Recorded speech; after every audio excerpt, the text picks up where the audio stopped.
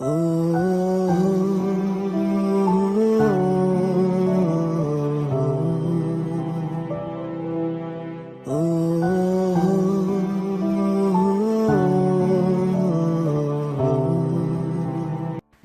কাকে বলে জানতাম না। একজন আমাকে শিখেছিল, কিন্তু সে আমাকে শিখিয়ে দিয়েই চলে গেছে, একদম একা করে। সে আমার কাছে নিজে থেকে এসেছিল, ভিক্ষা চাওয়ার মতো করে আমার ভালোবাসা চেয়েছিল। কেন জানি না তাকে ফিরিয়ে দিতে পারিনি। তার প্রস্তাবে রাজি হয়েছিলাম। তারপর যেমন ৮-১০টা রিলেশন চলে, তেমনি আমাদের রিলেশনটাও চলছিল। রাগ, অভিমান, ঝগড়া এগুলো দিয়েই বেশ ভালো চলছিল। ওর সাথে এক মুহূর্ত কথা না হলে থাকতে পারতাম না।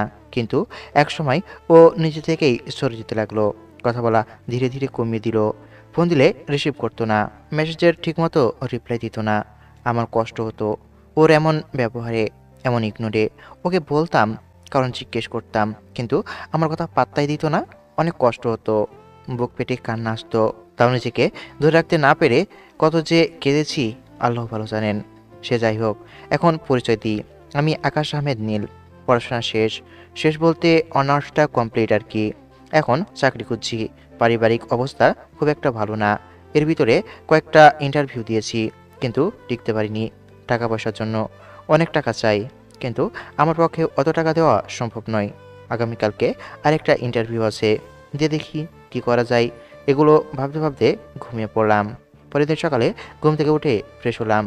মা, খাবার দাও। আর কতদিন এমন ভাবে ঘুরে ঘুরে স্যান্ডেলের তলা ক্ষয় করবি? কি করব বলো, চাকরি তো করতেই হবে। আজকে গিয়ে দেখ কি হয়। আচ্ছা খেয়ে নিয়ে যা, তাহলে কি হয় দেখ। হুম। তারপর খাওয়া শেষ করে রুমে এসে ইন্টারভিউ দিতে যাওয়ার জন্য রেডি হয়ে নিলাম। তারপর ইন্টারভিউ দিতে চলে এলাম। এসে বসে আছি। অনেকেই আছে, সব আমার মতোই বসে ইন্টারভিউ দেওয়ার জন্য বসে আছে। একে একে সব যাচ্ছে, আর মন খারাপ করে আসছে। আমার কপালে কী যে আছে আল্লাহ ভালো জানেন। এক সময় আমার ডাক পড়তেই ভিতরে গেলাম। ২-৩ জন বসে আছে। আমি ভিতরে গেলাম। সব একে একে প্রশ্ন করছে, আমি উত্তর দিচ্ছি। একসময় আমার মার্কশিট দেখতে চাইলো, তাই দিলাম। একসময় বলল, সব কিছু ঠিক আছে, কিন্তু টাকা দিতে পারবেন? 2 লাখ টাকা লাগবে। সরি স্যার, পারবো না। উঠে আমার ফাইলটা নিয়ে চলে এলাম। একটা জায়গায় এসে চুপ করে বসলাম। কি করব না করব কিছুই বুঝতে পারছি না। মাথা নিচু করে বসে আছি। তখন পাশে একটা লোক এসে বসলো। লোকটাকে দেখে মনে হচ্ছে অনেক ক্লান্ত। লোকটা অনেক হাঁপাচ্ছে, সাথে একটা ব্যাগ আছে। হঠাৎ করেই লোকটা বাম দিকে হাত দিয়ে বেঞ্চে পড়ে গেল। আমি উঠে গিয়ে বললাম, আঙ্কেল, আঙ্কেল, আপনার কি হয়েছে? এমনভাবে পড়ে গেলেন কেন? কিন্তু কোনো কথা বলছে না। মনে হচ্ছে হার্ট অ্যাটাক করেছে। এখন কি করব বুঝতে পারছি না। ওনাকে কোলে তুলে নিয়ে আর ব্যাগটা নিয়ে হাঁটতে হাঁটতে রাস্তায় এলাম। তারপর একটা অটো ডাক দিতেই এলো, তাই ওনাকে নিয়ে হাসপাতালে চলে এলাম। তারপর অটোওয়ালাকে বিল দিয়ে ভিতরে নিয়ে আসলাম। নার্স এসে ওনাকে নিজে থেকেই ইমার্জেন্সিতে নিয়ে গেল। আমাকে কিছু বলতেই হলো না। তাহলে কি ওনাকে এখানে সবাই চিনে নাকি? আমি বাইরে অপেক্ষা করতে লাগলাম। একটু পরে নার্স আসতেই বললাম, নার্স, ওনার অবস্থা কেমন? ওনার হার্ট অ্যাটাক এসেছিল, এই আর কি। ওনাকে পেলেন কোথায়? এক জায়গায় বসেছিলাম, তখন উনি পাশে এসে বসলেন। তারপর হঠাৎ করেই বাম দিকে হাত দিয়ে বেঞ্চে শুয়ে পড়লেন। আচ্ছা, ওনাকে কি আপনারা চিনেন? কিছু না বলতেই ওনাকে নিয়ে গেলেন। এই হাসপাতালটাই ওনার। উনি একজন বিজনেসম্যান। ও, ওনার জ্ঞান ফিরেনি? কাজ থাকলেই আপনি যেতে পারেন। ওনার পরিবারকে ফোন দেওয়া হয়েছে। আর যদি ওনার সাথে দেখা করতে চান তাহলে একটু অপেক্ষা করেন, জ্ঞান ফিরে আসবে। অপেক্ষা করি। মনে মনে ভাবলাম, যদি উনি যেহেতু একজন বিজনেসম্যান, তাহলে তো আরও অফিস আছে। ওনার থেকে যদি একটা চাকরির ব্যবস্থা করতে পারি তাহলে তো ভালোই। বসে আছি, একটু পর নার্স এসে বলল, ওনার জ্ঞান ফিরে আসছে। আর বলছি, কোনো ব্যাগ ছিল। আমার কাছে আছে। আচ্ছা, আমি দিয়ে আসি এবং দেখা করে আসি। উঠে কেবিনে গেলাম। আঙ্কেল, এই যে আপনার ব্যাগ। ধন্যবাদ বাবা, সাহায্য করার জন্য। কে তুমি? তোমার নাম কি? জি, আমি আকাশ আহমেদ নীল। আর ধন্যবাদ দেওয়ার কিছুই নেই, এটা আমার কর্তব্য ছিল। এই সময় এসে এগুলো কতজন করে বলো? আচ্ছা আঙ্কেল, আপনি দেখে নিন। সব কিছু আছে নাকি? দেখতে হবে না, এখন তোমার প্রতি এতটুকু বিশ্বাস হয়েছে যে তুমি ব্রিফকেস খুলে দেখোনি। আচ্ছা, কি করো তুমি? জি আঙ্কেল, বেকার। অনার্স শেষ করে চাকরির জন্য এখানে ওখানে ঘুরে বেড়াচ্ছি, কিন্তু কোথাও চাকরি খুঁজে পাচ্ছি না। ওকে, সমস্যা নেই, তুমি আমার অফিসে চাকরি পেয়ে যাবে। এই নাও কার্ড, আগামীকাল আমার সাথে দেখা করিও। ধন্যবাদ আঙ্কেল, এত বড় একটা উপকার করার জন্য। তুমি আমার জন্য যা করেছো তার কাছে তো কিছুই না এটা। ওকে। আচ্ছা আঙ্কেল, তাহলে আপনি রেস্ট নিন, আমি যাই। তারপর ওই লোকের কাছ থেকে বিদায় নিয়ে চলে এলাম। বাড়িতে আসতেই মা বলল, কি রে, চাকরি হলো? তা হয়নি, তবে কি হয়েছে শোনো। তারপর মাকে সব কিছু বললাম। সব শুনে মা বলল, দেখ আগামীকাল কি হয়। হলে তো ভালোই হবে। আচ্ছা, গিয়ে গোসল করে নামাজ পড়ে আয়। হুম। তারপর এসে গোসল করে নামাজ পড়ে খেতে এলাম। খাওয়া শেষ হতেই উঠে এসে বিছানায় দবাস করে শুয়ে পড়লাম। একটু পরে ঘুমিয়ে পড়লাম। পরের দিন সকালে ঘুম থেকে উঠে ফ্রেশ হয়ে নাস্তা করে ওই লোকটার দেওয়ার ঠিকানা অনুযায়ী চলে এলাম। ওনার অফিসের সামনে বসে আছি। আর অনেক ছেলে মেয়ে আছে। এখানে আরেকবার আসা হয়েছে। এখানেও সেই টাকা দিয়েছিল, কিন্তু সেদিন ইন্টারভিউর সময় ওই লোককে দেখিনি। বসে আছি, তখন একটা লোক এলো। দেখে মনে হচ্ছে পিয়ন।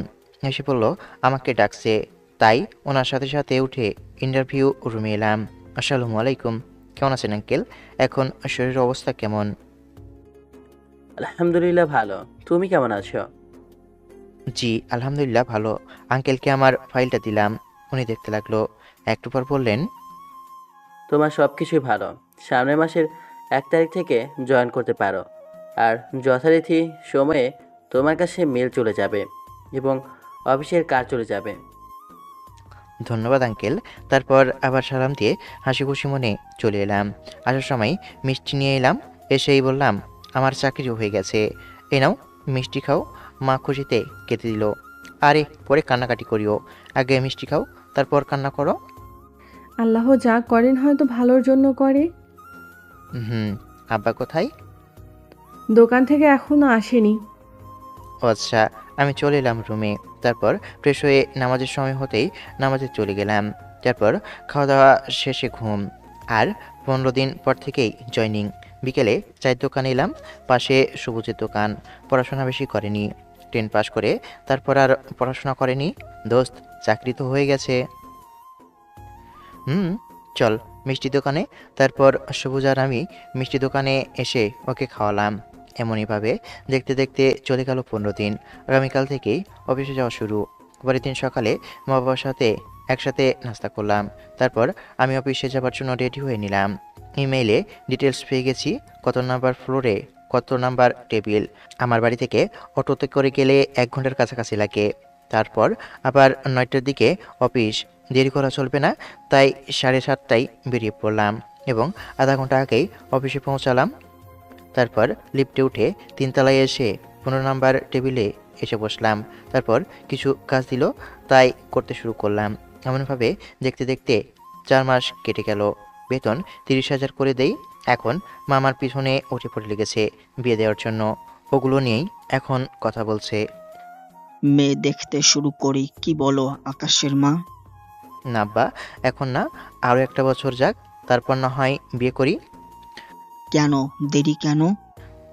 বাড়ির অবস্থা কেমন দেখছেন না? আগে এগুলো সব কিছু ঠিকঠাক করি, একটা বাইক কিনি, তারপর বিয়ে। তাই এগুলো নিয়ে এখন বললেন না। আচ্ছা ঠিক আছে, তোর কাছে যেটা ভালো মনে হয়। হুম। তারপর খাওয়া শেষ করে এসে ঘুমিয়ে পড়লাম। পরের দিন অফিসে গেলাম। যেতেই পিয়ন এসে বলল স্যার নাকি ডেকেছে। ভাবছি কী জন্য ডাকলো, আল্লাহ জানেন। তাই ব্যাগ রেখে বসের কেবিনের সামনে গিয়ে নক দিলাম। ভেতরে এসো। জি। আমি অফিসের ভিতরে গেলাম। আঙ্কেল ইশারায় বসতে বললে বসলাম। জি বস, বলেন কি বলবেন? তোমার প্রফেশন আছে, তবে তোমার প্রমোশন আছে, তবে এখান থেকে ট্রান্সফার নিতে হবে। তোমার কাজে অনেক খুশি। ধন্যবাদ স্যার। কোথায় যাওয়া লাগবে স্যার? তোমাকে সিইও হিসাবে আমার আরেক অফিসে পাঠানো হবে। আমার তো মনে লাড্ডু ফুটছে, মন উড়ু উড়ু করছে। স্যার, আপনার আর কোথায় অফিস আছে? এই তো পাশের শহরে। এখান থেকে 1 ঘন্টার মতো যেতে লাগবে। আগে আগে যাকে রেখেছিলাম সে একটা বাটপার বেরিয়েছিল। তুমি আমার অনেক বিশ্বস্ত, তোমাকে পাঠানো যায়। ধন্যবাদ বস। আমার ধন্যবাদ স্যার, আমার প্রতি এতটুকু বিশ্বাস করার জন্য। ইনশাল্লাহ আপনার বিশ্বাস কখনো ভাঙতে দিব না। আমাকে কবে যেতে হবে? আগামীকালকেই চলে যাও। প্রতিদিন 4 ঘন্টা যাওয়া আসাতেই লেগে যাবে। ওখানেই বাসা দেখতে হবে, না হলে আমার অবস্থা খারাপ হয়ে যাবে। আরে তা হবে কেন? তোমাকে ওখানে একটা ফ্ল্যাট দেওয়া হবে, চাইলে পরিবার নিয়েও থাকতে পারো। তাহলে ঠিক আছে স্যার। আপনার ছেলে মেয়ে নেই? আছে, একটা ছেলে এবং 2টা মেয়ে আছে। এখনও সুস্থ সবল আছি, তাই আমি দেখাশোনা করছি। বয়স হলে সব ভাগ করে দিয়ে দিব। ও, ওকে স্যার, তাহলে আসি। এবং ওখানে সব কিছু ডিটেলস আমার কাছে পাঠিয়ে দিয়েন। ওকে, আমি তোমার কাছে পিয়নকে দিয়ে একটু পরে পাঠিয়ে দিচ্ছি। তারপর স্যারের অফিস থেকে আমার কেবিনে এসে কাজে মন দিলাম। কখনো কল্পনাও করিনি এত বড় প্রমোশন হবে। মা বাবা তো অনেক খুশি হবে। আমার তো মনের ভিতরে লাড্ডু ফুটছে। তারপর কাজ শেষ করে বিকেলে বাসায় এলাম। এসেই মাকে দেখে জড়িয়ে ধরলাম। মা, আমার প্রমোশন হয়েছে, আমি সিইও হয়েছি। এটা আবার কি রে বাবা? আরে বাবা, মানে হচ্ছে একটা অফিসের বস আমি। ও আচ্ছা, তাহলে তো অনেক ভালো। দোয়া করি যেন তুই অনেক বড় হোস। কিন্তু মা, আমাকে তো ওখানে থাকা লাগবে। আমার এখান থেকে অফিস 2 ঘন্টা মতো, বরং বেশি লাগতে পারে। ওখানে একটা ফ্ল্যাট দেওয়া হবে। তোমরাও চলো, একসাথে থাকবো। একা একা থাকতে ভালো লাগবে না। তোমরাও চলো। এই বাড়ির কি হবে? না বাবা, আমরা যাব না। তার থেকে বিয়ে দিয়ে দিচ্ছি, বউ নিয়ে থাকবি। তোমরা শুধু বিয়ে বিয়ে করো কেন? সময় লাগবে অনেক। বয়স কত হলো বলো তো? এখনো 25 হয়নি, আর বিয়ে বিয়ে করছো? তুই একাই থাক, আর আমরা তো সারা জীবন তোর সাথে থাকবো না, তাই না? আমাদেরও তো একদিন না একদিন চলে যেতে হবে। তখন কিভাবে একা একা থাকবি? যখন থাকবে না তখন দেখা যাবে। এখন যতদিন আসো ততদিন তো আমার সাথে থাকবা, তাই না?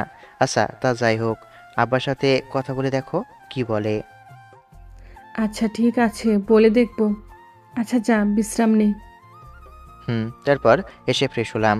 তারপর বিকেলে বের হলাম সবুজের সাথে আড্ডা দিতে। ওর সাথে আড্ডা দিয়ে রাতে এলাম।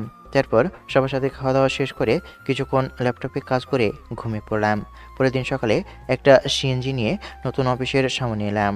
তারপর ভিতরে এলাম, দেখি অনেকেই বরণ করার জন্য ফুল নিয়ে দাঁড়িয়ে আছে। ওখানের ম্যানেজার এগিয়ে এলো, বলল, স্যার, আসতে আপনার সমস্যা হয়নি তো? না, আমার কোনো সমস্যা হয়নি। আচ্ছা চলেন ভিতরে যাই। ভিতরে এলাম। আঙ্কেল বলেছিল আমার নাকি একটা সুন্দরী পিএস আছে। ওটা কোথায়? দেখছি না তো। ম্যানেজার সাহেব, পিএস কোথায়? স্যার, উনি নাকি অনেক অসুস্থ, তাই আসতে পারেনি। ও আচ্ছা, চলেন সব কিছু ঘুরে ঘুরে দেখান। তারপর ম্যানেজারের সাথে সব কিছু ঘুরে দেখলাম। তারপর অফিসে এলাম, বসে কাজ করতে লাগলাম। আঙ্কেলকে ফোন দিলাম, রিসিভ করতে সালাম দিলাম। আসসালামু আলাইকুম স্যার, কেমন আছেন? ওয়ালাইকুম আসসালাম। আলহামদুলিল্লাহ, ভালো। পৌঁছেছো তুমি? এখন কেবিনে বসে আছি। এত বড় দায়িত্ব দিয়েছেন, দেখি আপনার অফিসের কতটা উন্নতি করতে পারি। ইনশাল্লাহ। আচ্ছা, তোমার পিএস এসেছে, কেমন দেখতে? যদি পছন্দ হয় তাহলে আমাকে বলবে, আমি নিজে তোমাদের বিয়ের ব্যবস্থা করে দিব। কি যে বলেন না স্যার, আর উনি আসেননি, উনি নাকি অসুস্থ। ওকে ওকে, আচ্ছা ফোন রাখলাম, একটা মিটিং আছে। ওকে। তারপর স্যার ফোন কেটে দিল। আমি অফিসে কাজ করতে লাগলাম। তারপর বিকেলে আঙ্কেলের দেওয়া ঠিকানা অনুযায়ী বাসায় এলাম। আসতেই একজন এসে চাবি দিল। তার সাথে কথা বলে আমার ফ্ল্যাটে চলে এলাম। দেখি সব কিছু পরিপাটিভাবে সাজানো আছে, কিন্তু আমি তো রান্না করতে পারি না। বাইরে খাওয়া দাওয়া করতে হবে। তা যাই হোক, ফোন দিয়ে একটু মা বাবার সাথে কথা বললাম। তারপর ফ্রেশ হয়ে শুয়ে পড়লাম। কখন যে ঘুমিয়ে গেছি বলতে পারবো না। ফোনের রিংটোনে ঘুম ভাঙলো। ফোনের দিকে তাকিয়ে দেখি বস ফোন দিয়েছে। সালাম দিয়ে রিসিভ করলাম। জি স্যার, বলেন। নিচে তোমার জন্য একজন গাড়ি নিয়ে অপেক্ষা করছে, গিয়ে ওটা রিসিভ করো। জি স্যার। তারপর ফোন রেখে নিচে এলাম, গিয়ে গাড়ি রিসিভ করলাম। গাড়ি চালানো শেখা হয়েছিল এক বড় ভাইয়ের কাছ থেকে, তাই পারি। তারপর আবার রুমে এসে ডিনারের জন্য বের হলাম। তারপর পাশে একটা রেস্টুরেন্ট থেকে খেলাম। কিছু কাজ আছে, ওগুলো করতে লাগলাম। তারপর বেলকনিতে কিছুক্ষণ দাঁড়িয়ে থেকে রুমে এসে শুয়ে পড়লাম। পরের দিন সকালে স্যার, নতুন বস এসেছে নাকি? ওকে। আমি আমার কেবিনে বসে কাজ করছি, তখন দরজায় কেউ টোকা দিল, ভিতরে আসেন। কথাটা বলে আমি ল্যাপটপে কাজ করছি। সে এসে আমার সামনে এসে দাঁড়ালো, তারপর বলল। স্যার, আমি আপনার পিএস। কথাটা শুনে মাথা উঁচু করে তাকালাম। তাকিয়ে এক দৃষ্টিতে তাকিয়ে আছি। অপর ব্যক্তিও আমার দিকে এক দৃষ্টিতে তাকিয়ে আছে। শুনেছিলাম ওর বাবা নাকি অনেক বড় লোক, বিজনেসম্যান। তাহলে ও আমার বিয়ে হলো কীভাবে, আর এমন জব্বা কেন করছে? এমনভাবে না তাকিয়ে থেকে বসেন। কেমন আছো? তুমি না, আপনি বলেন। কেমন আছেন স্যার? আলহামদুলিল্লাহ ভালো। আর এমনভাবে না দাঁড়িয়ে থেকে বসেন। আমার কথা শুনে ইরা বসলো। এটাই আমার না পাওয়া ভালোবাসা। ফেসবুক ফ্রেন্ড ছিল, ফ্রেন্ড থেকে রিলেশন, তারপর মাঝপথে চলে গেছিল। আমি সঠিকভাবে জানতাম না ওর বাসা কোথায়। জিজ্ঞেস করতাম তো অন্য জায়গায় বলেছিল, তাই কখনো দেখা করা হয়নি। ভিডিও কলে এবং পিকে যা দেখেছিলাম। কিন্তু এখানেও কিভাবে? আপনার নাম কি? আমার কথা শুনে এক দৃষ্টিতে আমার দিকে তাকিয়ে আছে। কী হলো, এমনভাবে তাকিয়ে আছেন কেন? কখনো কোনো পুরুষ মানুষ দেখেননি না? আমাকে এলিয়েন বা ভূত মনে হচ্ছে? ইশরাত জাহান ইরা। আপনার নাম কি স্যার? আকাশ আহমেদ নীল। আর সঠিক সময়ে অফিস আসবেন, দেরি যেন না হয়। দেরি করে আসা আমার একদম পছন্দ নয়। Okay sir. স্যার, আমি আমার কেবিনে চাই। ওকে যান। ইরা চলে যেতেই চোখ দিয়ে পানি বের হয়ে গেল। আচ্ছা, আমার অপরাধ কী ছিল যে আমাকে ছেড়ে চলে গেছিল? ও তো আমার সম্পর্কে জানতো আমি গরিব, আমার তেমন কিছু নেই। তবুও তো সে বলেছিল আমার সাথে থাকবে, আমার সাথে একসাথে বুড়ো হবে। আরও কত কী স্বপ্ন দেখিয়েছিল। তাহলে কেন আমাকে অবহেলায় অবহেলায় দূরে সরিয়ে দিয়েছিল? ওকে আমি কখনো মাফ করবো না। ও আমার হৃদয়টাকে একবারে ভেঙে টুকরো টুকরো করে দিয়েছে। হয়তো এতদিনে বিয়েও হয়ে গেছে, গেছে তো 1 বছর আগে ছেড়ে। কিন্তু ওকে এখানে দেখবো কখনো ভাবিনি। সে যাই হোক, চোখ মুছে কাছে মন দিলাম, কিন্তু মন বসছে না। চুপ করে হেলান দিয়ে চোখ বন্ধ করে বসে থাকলাম। একটু পরে কেউ আসার জন্য পারমিশন নেওয়ার জন্য বলল, তাই চোখ খুলে দেখি ইরা। জি আসেন। ইরা ভিতরে এলো, এসে বলল। ফাইলগুলো দেখে সিগনেচার করে দেন। ফাইলগুলো দেখে সিগনেচার করে দিলাম। ইরা ফাইলগুলো নিয়ে চলে গেল। আমি বসে আছি, কিছু একটা ভেবে আঙ্কেলকে ফোন দিলাম। কয়েকবার রিং হওয়ার পর রিসিভ করলো। রিসিভ করতে বললাম, স্যার আমার বিয়ে যদি ছেড়ে দিতেন তাহলে ভালো হতো। কেন, কোনো সমস্যা হয়েছে? আঙ্কেল একটা সমস্যা তো আছেই, তাই তো বলছি। প্লিজ আঙ্কেল, ছেলে বিয়ে দেন, না হলে আমাকে আপনার অন্য অফিসে ট্রান্সফার করেন। হয়েছেটা কি বলবা? ওটা কে জানো? ওটা আমার মেয়ে। আঙ্কেলের কথা শুনে আকাশ থেকে পড়ার মতো অবস্থা। আঙ্কেল, সে আপনার মেয়ে হোক, সমস্যা নাই। আমাকে আপনার মেন অফিসে আগের জায়গাটাই দেন। আমার প্রমোশন লাগবে না, আমি এই অফিস থেকে যেতে চাই। আর আপনি আপনার মেয়েকে বসের চেয়ারে না বসিয়ে আমাকে কেন পাঠালেন? আগে সিওর সব কিছু আমার মেয়ে পিএস হয়ে ওর কুকর্ম ধরেছে, আর তোমাকে ইরাই ওখানে পাঠাতে বলেছে। আর তুমি যে আমাকে হাসপাতালে নিয়ে আসছিলা, সব কিছু ও জানে। আমার পরিবারের সবাই জানে তোমার কথা। তা ঠিক আছে, কিন্তু ম্যাম এমন করলেন কেন? উনি আমাকে অফিসের দায়িত্ব দিয়ে তিনি পিএস হলেন। বললাম তো সব কিছু, আর তোমাদের ব্যাপারে সব কিছু জানি। আমি জানি তোমার সাথে ও যা করেছে অন্যায় করেছে। আমি অবাক হয়ে সব কিছু শুনলাম। আঙ্কেল, আমার একটা রিকোয়েস্ট রাখবেন প্লিজ? না করবেন না প্লিজ? আচ্ছা বলো, শুনছি। আমি এই জব থেকে রিজাইন দিচ্ছি। প্লিজ আঙ্কেল, না করবেন না, আর কষ্টও নেবেন না। তুমি তাহলে চাকরিটা করবে না? না আঙ্কেল, তা নয়। আমি আপনার ওই অফিসেই যে পোস্টে ছিলাম ওখানে ফিরে যেতে চাই। মেন কথা, আমি ওই অফিসে থাকতে চাই না। একটু ওয়েট করো, আমি তোমাকে একটু পর ফোন দিচ্ছি। আমি আর কিছু বলতে যাব, তার আগেই ফোন কেটে দিল। দূর, কি থেকে কী যে হচ্ছে আল্লাহ জানেন। চুপচাপ বসে আছি, তখন দেখি ইরা এলো। আমি কিছু বলতে গিয়েও বললাম না। সমস্যা কি তোমার? কেন রিজাইন দিবা? আপনাকে বলতে আমি বাধ্য না। আর আপনি এই প্রশ্ন জিজ্ঞেস করার কে? আমি আজও ভাবি আমার অপরাধ কোথায় ছিল। হাত জোর করছি, এখান থেকে যেও না। সরি, আমি পারবো না। খুব কষ্ট দিয়েছি তাই না? ওইসব বাদ দেন ম্যাম। আমি ব্লাজারটা নিয়ে অফিস থেকে বেরিয়ে এলাম। তারপর গাড়ি নিয়ে বাসায় চলে আসলাম। তারপর ব্যাগ গুছিয়ে যে বাসা থেকে বের হতে যাব, দেখি ইরা দাঁড়িয়ে আছে। আপনি আমার দরজা আটকে ধরলেন কেন? তুমি এখান থেকে কোথাও যাবা না। আপনি কি আমার সামনে থেকে সরবেন? তুমি কেন যাবা এখান থেকে? আর এই চাকরি ছেড়ে দিলে কি এত সহজে চাকরি পাবা? তোমার বাসায় কি বলবা? ওটা আমার সমস্যা। আমি কিভাবে হ্যান্ডেল করব সেটা আমার ব্যক্তিগত ব্যাপার। এসবের ভিতরে আপনি না আসলে ভালো। আর আপনাকে আমার বিষয়ে না ভাবলেও চলবে। প্লিজ আমার কথা শোনো, যেও না এখান থেকে। দেখেন, আমাকে যেতে দিন। আমি এখানে থাকবো না। খুব আঘাত দিয়ে ফেলেছি তাই না? আপনি আমাকে আঘাত দেওয়ার কে? আর আমার সাথে করেছেন কি যে আমি আঘাত পাবো? তাহলে যাচ্ছ কেন? এমনিতেই ভালো লাগছে না, তাই এখান থেকে চলে যাব। হাত ধরে সরিয়ে চলে এলাম নিচে। এসে রিক্সার জন্য অপেক্ষা করছি। তখন দুজন লোক এসে ধরে উঠিয়ে আবার আমার রুমে নিয়ে এলো। আমি অনেক ছোটার চেষ্টা করলাম, কিন্তু পারলাম না।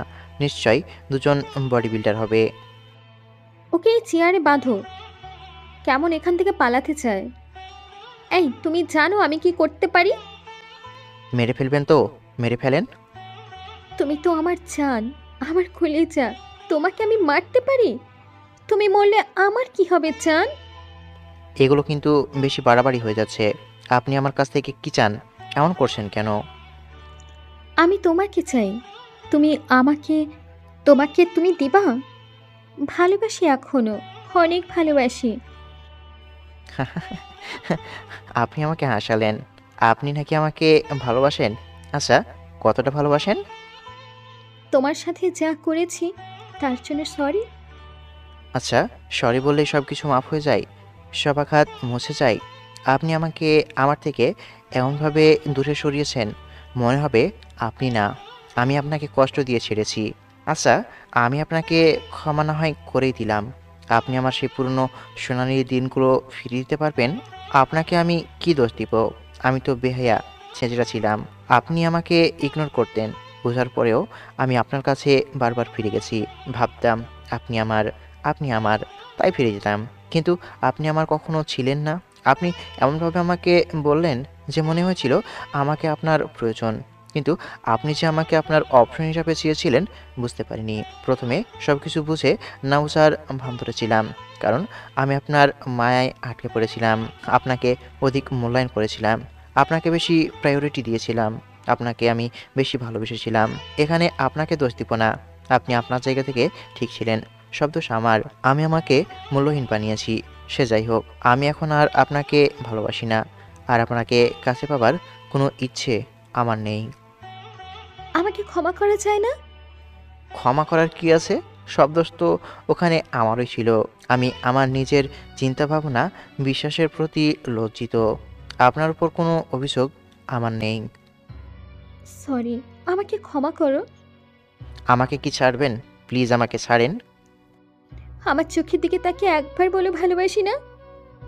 আপনাকে ভালোবাসলেও আপনাকে পাওয়ার ইচ্ছে আমার নেই। আর ভালোবাসলে যে কাছে পেতে হবে তা তো না। আর ভালোবাসি না বলেও ভালোবাসা যায়। আপনি আমাকে ছাড়েন। আচ্ছা ঠিক আছে, আর কিচ্ছু বলবো না। তবে তুমি এখান থেকে যেতে পারবে না। কথা দাও, তাহলে তোমাকে ছাড়বো, তার আগে না। আচ্ছা ঠিক আছে, যাব না। এবার আমাকে ছাড়েন এবং এখান থেকে যান। এখান থেকে যাব মানে? আমি তোমার পাশের ফ্ল্যাটে থাকি। আচ্ছা ঠিক আছে, আমাকে এখন ছাড়েন। ইরা আমাকে ছেড়ে দিতেই উঠে ব্যাগ রেখে ওয়াশরুমে চলে এলাম। তারপর চোখ মুখে পানি দিয়ে বের হলাম। আপনি এখনও এখানে যে? আমার বিল্ডিং, আমার ইচ্ছা, যেখানে খুশি সেখানে থাকবো। আমি কিছু বলতে গিয়েও বললাম না। চুপ করে থাকলাম। আচ্ছা, আপনি যান, আমি একটু রেস্ট নিব। অফিসের কি হবে যে রেস্ট নিবা? অফিসে যাও। আমি সিইও থেকে রিজাইন দিব। আমার কথা শুনে আমার দিকে রেগে তাকালো। এমনভাবে রাগ দেখানোর কি আছে? এগুলো এখন আর আমার কাছে প্রাধান্য পাবে না।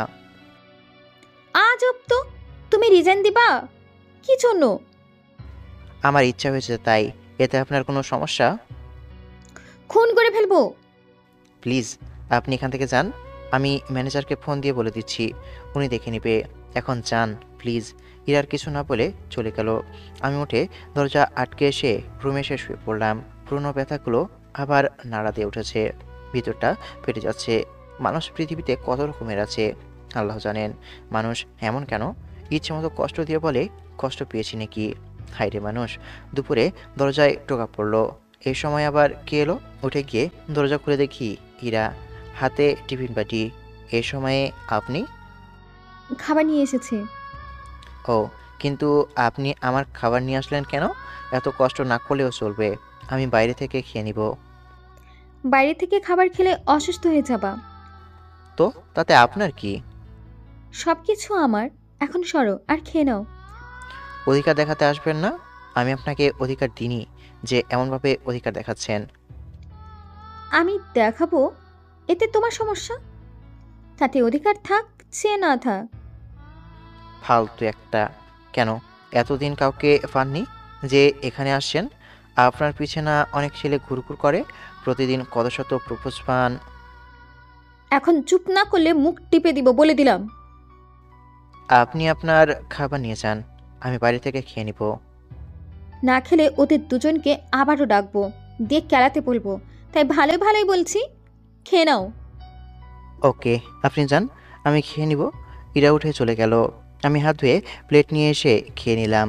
এগুলো কি ওর রান্না হবে হয়তো। খাওয়া শেষ করে পাটি পরিষ্কার করে অফিসের কাজ করতে লাগলাম।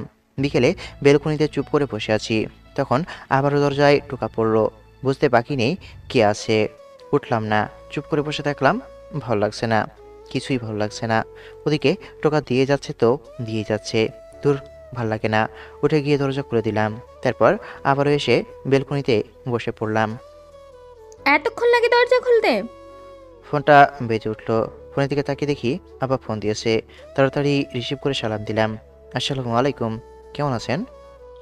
ওয়ালাইকুম আসসালাম। আলহামদুলিল্লাহ ভালো, তুমি কেমন আছো? আলহামদুলিল্লাহ ভালো। মা কেমন আছে? আলহামদুলিল্লাহ ভালোই। বাবা, তোকে যেই জন্য ফোন দেওয়া, একটা বিয়ের সম্বন্ধ আসছে, বিয়েটা এবার করে নেই। মেয়ে কি আপনারা দেখে আসছেন? মেয়ে দেখা আছে, একবার তুমি যদি দেখা করে যেতে তাহলে ভালো হতো। এত তাড়াতাড়ি না, বারণ করেন। কত করে বলবো, একটা বছর মতো ওয়েট করেন। এমন করতে থাকলে কিন্তু বাড়িতেই যাব না। আচ্ছা বাবা, ঠিক আছে, যখন বলবি তখনই দেখবো। ফোন কেটে দিলাম। দেখি এরা কেমন করে যেন তাকিয়ে আছে। কিছু কি বলবেন? বাড়ি থেকে ঘুরে আসি, চলো। ইচ্ছে নেই যাওয়ার। আপনার ঘুরতে ইচ্ছে করছে, আপনি ঘুরেন। আমার সাথে ঘুরতে ইচ্ছে করে না? তুমি তো বলতে গোধূলি বেলায় পাশাপাশি পায়ে পা মিলিয়ে হাঁটতে। ওগুলো ইচ্ছে মরে গেছে। বসন্তে ঝরে যাওয়া গাছ দেখেছো? ওইসব গাছেও নতুন করে পাতা গজায়, ফুল ফোটে। ওটা হলেও আপনার জন্য আর হবে না। আপনার কাছে মনে করেন আমি মৃত। আমার অনুভূতি, আমার আবেগ, আমার ভালোবাসা সব কিছুই মৃত।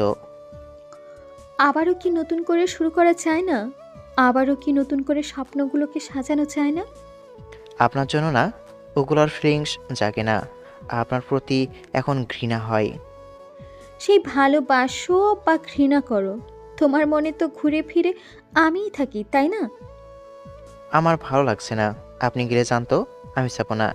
এরা আমার হাত ধরে টানতে লাগলো। আপনি কি ছাড়বেন? আরে ওঠো না, বসে থাকতে বোরিং লাগছে না?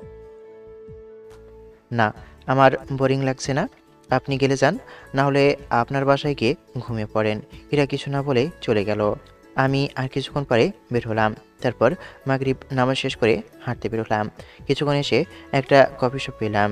দেখি এরার একটা ছেলে বসে আছে। একটু পর দুজনে উঠে হাঁক করে ছেলেটা চলে গেল। ইরা উঠে ফিরতে দেখে আমি দাঁড়িয়ে আছি। আমাকে দেখে আমার কাছে এলো। তুমি না বললে বের হব না। তাহলে এখন তো দেখছি দিব্যি বের হয়েছ। ইচ্ছে হয়েছে তাই বেরিয়েছি। ছেলেটা বয়ফ্রেন্ড নাকি? আমার কথা শুনে আমার দিকে অবাক হয়ে তাকালো। মনে হচ্ছে ভাবনায় পড়ে গেছেন। আরে কিছু বলবো না, চালিয়ে যান। ওটা আমার ফ্রেন্ড না, জাস্ট ফ্রেন্ড। জানতাম না জাস্ট ফ্রেন্ডদেরও হাক করে বিদায় দিতে হয়। ও, আপনারও তো আবার বড়লোক মানুষ, এগুলো তো আপনাদের আবার ভিতরে কমন। কিছু না বলে হাঁটতে লাগলাম। দাঁড়াও, তুমি ভুল ভাবছো। ওটা আমার বয়ফ্রেন্ড না, আর কাউকে কখনো হাক করবো না। হীরা দৌড়ে আমার সামনে এলো, এসে বলল, ওগুলো এখন কমন। আমি কি আপনাকে কিছু বলেছি? আজব তো। আপনি কি করবেন না করবেন সেটা আপনার ব্যক্তিগত ব্যাপার। আমার মেন্টালিটি চিপ, ওটা আপনার অজানা না। আর আমি কি ভাবলাম না ভাবলাম সেটাতে আপনার কিছু আসা যাওয়ার কথা না। আমি তোমাকে ভালোবাসি, কেন শুধু ভুল ভাবছো আমাকে? চোখের সামনে যেগুলো দেখি ওগুলো মনে হচ্ছে ভুল, আর আপনার এগুলোতে রাগ কেন করতে যাব? আজব। এতটা ঘৃণা করো আমাকে? আমার ভুলগুলো কি ক্ষমা করা যায় না? ভুল? কিসের ভুল? আপনি কোনো ভুল করেননি। আপনি আপনার জায়গা থেকে সঠিক ছিলেন। আমি ভুল করেছিলাম। আমার অবস্থান ভুলে গিয়ে আপনাকে বেশি বেশি করে মূল্যায়ন করা, বেশি ভালোবাসা, বেশি কেয়ার দেখানো। আর আপনি বলেননি আমার ভালোবাসা আবেগের ভালোবাসা। আমার আবেগটা কেটে গেছে। আর বাসা থেকে মেয়ে দেখছে, যে কোনো সময় বিয়ে হয়ে যেতে পারে। আমি তোমাকে ছাড়া মরেই যাব। আগে যখন শুনতাম মরে যাব, ছেড়ে চলে যাব, ভালো কাউকে খুঁজে নিও, তখন অনেক ভয় হতো। এখন আর হয় না। আপনার যা ইচ্ছা তাই করেন। সরি। আরে আজব তো। আপনি আপনার মতো থাকেন না, আমার পিছনে কেন লেগেছেন? ভালোবাসি তাই। কিছু বললাম না, চুপ করে হেঁটে যেতে লাগলাম। সাথে সাথে ইরা হাঁটছে। বুঝলাম না এ মেয়ের সমস্যা কোথায়। বেশ কিছুক্ষণ পরে বলল, এমনভাবে চুপচাপ থাকতে ভালো লাগে না, কিছু তো বলো। আমার বলার মতো কিছু নেই। আবার হাঁটতে লাগলাম বাসার উদ্দেশ্যে। হাঁটতে হাঁটতে চলে এলাম। এরা পিছনে পিছনে আসছে। একজনকে দেখে দাঁড়িয়ে গেলাম। আমার কলেজ ফ্রেন্ড রাইসা। রাইসাও আমাকে দেখে আমার কাছে এলো। কিরে, কেমন আছিস? এই তো ভালো, তুই কেমন আছিস? আমিও ভালো। এদিকে কি করতে আসছিস? এই তো এখানে একটা অফিসে জব করি। এই মেয়েটা কে, ভাবি নাকি? আরে ধুর, আমি সিঙ্গেল মানুষ। আমি যে অফিসে জব করি না, উনি ওই অফিসের বস। তোর মতোই রাস্তায় দেখা। এখানে কবে এসেছিস? এই তো গতকাল এসেছি। তুই এখানে কতদিন ধরে? এই 7 মাস হলো এখানে আসা। আচ্ছা, তোর নাম্বারটা দে, কখন কি কাজে লাগতে পারে ঠিক নেই। তোর তো আবার আগের নাম্বারটা বন্ধ। আচ্ছা নে। তারপর আয়শাকে ফোন নাম্বার দিলাম। বিয়ে করিসনি এখনো? না রে, তবে এই বছরের মধ্যে করে নিব ইনশাল্লাহ। তুই কোনো বিয়ে করিসনি? বিয়েটা করে নে। আর কতদিন এমন ভাবে থাকবি? তোকে কত করে বললাম চল রিলেশনে যাই, কিন্তু তুই তো পাত্তাই দিলি না। ওইসব বাদ দে তো, আর বল দিনকাল কেমন যাচ্ছে? আলহামদুলিল্লাহ ভালো। আচ্ছা শোন, আমার কাজ আছে রে, আজকের মতো যাই। আগামীকাল বিকেলে না হলে কথা হবে, গিয়ে আবার রান্না করতে হবে। আচ্ছা ঠিক আছে, যা। রায়শা চলে গেল। আমিও হাঁটতে লাগলাম। হীরা পিছনে পিছনে আসছে। হীরা বলে উঠল, ঢং দেখে বাঁচছি না। আর রিলেশন করা, তাই না? তো রিলেশন করা বের করছি। হীরা এগুলো একা একা বলছে আর আমার সাথে সাথে আসছে। এমনভাবে একা একা বকতে বকতে বাসা পর্যন্ত এলো। আমার পিছনে পিছনে আমার রুমে এলো। আমার রুমে আপনি কেন? আপনি আপনার বাসায় যান। ওর সাথে আর এমনভাবে কথা বলতে দেখলে তোকে খুন করে ফেলবো। তুই শুধুই আমার, আর কারো না। আর কারো হলে তোকে খুন করে আমিও সুসাইড করব, বুঝেছিস? কি আপনি? হ্যাঁ, আমি যার সাথে পারবো তার সাথে কথা বলবো, তাতে আপনার কি? আমি তোর বউ, বুঝলি? বউ? আপনি আমার ভালোবাসা পাওয়ার যোগ্যতা রাখেন না। আপনার রূপ থাকতে পারে, আপনার টাকা পয়সা থাকতে পারে, কিন্তু আপনি আমার ভালোবাসা পাওয়ার যোগ্যতা রাখেন না, বুঝেছেন? আমি কি তোমার এতটাই অযোগ্য? এসব চোখের পানি আমার মন গলাতে পারবে ভেবেছেন? আপনার কথার আঘাত আর আপনার অবহেলা আমার মনকে পাথর বানিয়ে দিয়েছে। আমাকে ক্ষমা করে দাও। আমাকে আর একটাবার সুযোগ দাও, কথা দিচ্ছি আর অবহেলা করব না। যা বলবা তাই শুনবো। আর কোনো সুযোগ দিব না, এর আগে দিয়েছিলাম। এমনভাবেই কথা দিয়েছিলেন। ওই একটা প্রবাদ আছে না, স্বভাব চায় না মলে, কয়লা চায় না তুলে। আপনি ঠিক তেমনই। আপনি কখনো পরিবর্তন হবেন না। এই শেষবারের মতো সুযোগ দাও, কথা দিচ্ছি আর এমন হবে না। আপনি কি আমার বাসা থেকে যাবেন? হীরা কেঁপে উঠল আর কান্নার আওয়াজ বেড়ে গেল। আপনি কি যাবেন এখান থেকে? আর আপনি কান্না করবেন না। আপনার বাসায় কি করেন? হীরা মাথা নিচু করে চলে গেল। আমি বিছানায় বসে থাকলাম। রাতে কি খাওয়া চাই ভাবছি। দূর, এত ভাববার কি আছে, বাইরে থেকে খেয়ে আসি। তবে কিছুক্ষণ পরে যাব, এখন না, কিছুক্ষণ পর। চুপ করে বসে আছি, কলিং বেলটা বেজে উঠল। এখন আবার কি আসলো, কে আর আসবে? নিশ্চিত ইরা। উঠে গিয়ে দরজা খুলে দিলাম। কি হয়েছে আবার? এই নাও খাবার। ইরা আমার হাতে টিফিন বাটি দিয়ে চলে গেল। আমিও কিছু না বলে দরজা লাগিয়ে দিয়ে খেয়ে নিলাম। তারপর ভাবতে লাগলাম, স্যার তো ওনার মেয়েকে এখানে শিউ হিসাবে রাখতে পারতেন, তাহলে আমাকে কেন এখানে পাঠালেন বুঝলাম না। ও, মনে পড়েছে, স্যার তো বলছিল ইরা নাকি এটা করতে বলেছে। কিন্তু কেন এমন করলো, আর কেন আমার পিএস হলো? এমন হয়ে কি করতে চাইছে ও? আর অফিসের সবাই কি ইরাকে চিনে না? যদি চিনে থাকে তাহলে তো দূর, কিছুই মাথায় আসছে না। কোনো কিছু গন্ডগোল আছে। তা যাই হোক, একটু মুভি দেখি, তারপর না হয় ঘুমানো যাবে। তাই যে ভাবা সেই কাজ, জেলার মুভিটা দেখতে শুরু করলাম। তারপর মুভি দেখতে দেখতে রাত 12টা বেজে গেল। ঘুমও আসছে, তাই ঘুমিয়ে পড়লাম। পরের দিন সকালে কলিং বেলের আওয়াজে ঘুম ভাঙলো। ঘুম থেকে উঠে গিয়ে দরজা খুলে দেখি ইরা চোখগুলো লাল টকটকে হয়ে আছে, হয়তো কেঁদেছে। তাতে আমার কি? এত সকালে কি? একটু ভালোভাবে কথা বলতে পারো না? সব সময় এমনভাবে কথা বলো কেন? তাহলে শুনুন, একজনের সাথে কথা বলতাম, কিন্তু তার কাছে আমার মিষ্টি মিষ্টি কথাগুলো বিষাক্ত লাগতো। তাই এমনভাবে বিষাক্তভাবেই কথা বলা। আর তখন থেকেই ভেবেছি, এমনভাবে কথা বললেই হয়তো মানুষের ভালো লাগে। আমার কথা শুনে আমার দিকে অশ্রুসিক্ত নয়নে তাকালো। কি হলো? এমনভাবে তাকানোর কি আছে? কিছু না, বাটিগুলো দাও। আজকের পর থেকে বাইরে খেয়ে নিব, আপনাকে এত কষ্ট করতে হবে না। আমাকে তোমার কি মনে হয়? মেয়ে মানুষ মনে হচ্ছে, আর কি মনে হবে? এরা আর কিছু বলার আগেই ভিতরে এসে টিফিন বাটিগুলো নিয়ে এসে দিলাম। আমি বাইরে খেয়ে নিব, আপনাকে এত কষ্ট করা লাগবে না। তুই যদি আর একটা কথা বলিস তাহলে দেখিস তোর কি অবস্থা হয়। কথাটা বলেই চলে গেল। আমি শুধু হা করে ওর দিকে তাকিয়ে আছি। ফোনটা বাজছে, গিয়ে রিসিভ করলাম। দেখি আব্বা ফোন দিয়েছে। তাই আব্বার সাথে কথা বলা শেষ করে মায়ের সাথে কথা বলছি। দরজা খোলাই আছে, তাই এরা ভিতরে এলো। এসেই এই নাও তোমার খাবার। ওর কথা শুনে রেগে তাকালাম।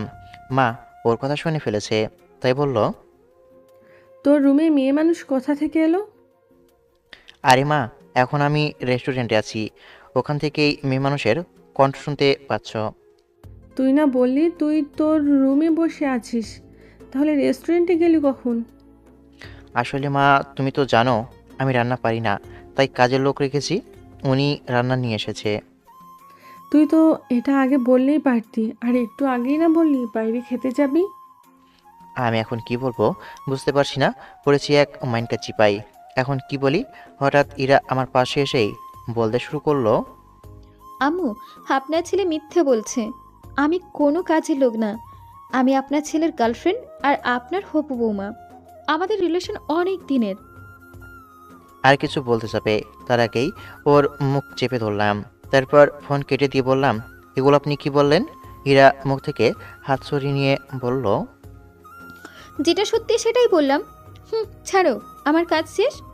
আমি এখন রুমে যাব। হীরা চলে গেল। আমি তো আবুল সেজে গেছি, মাকে এখন কি বলি?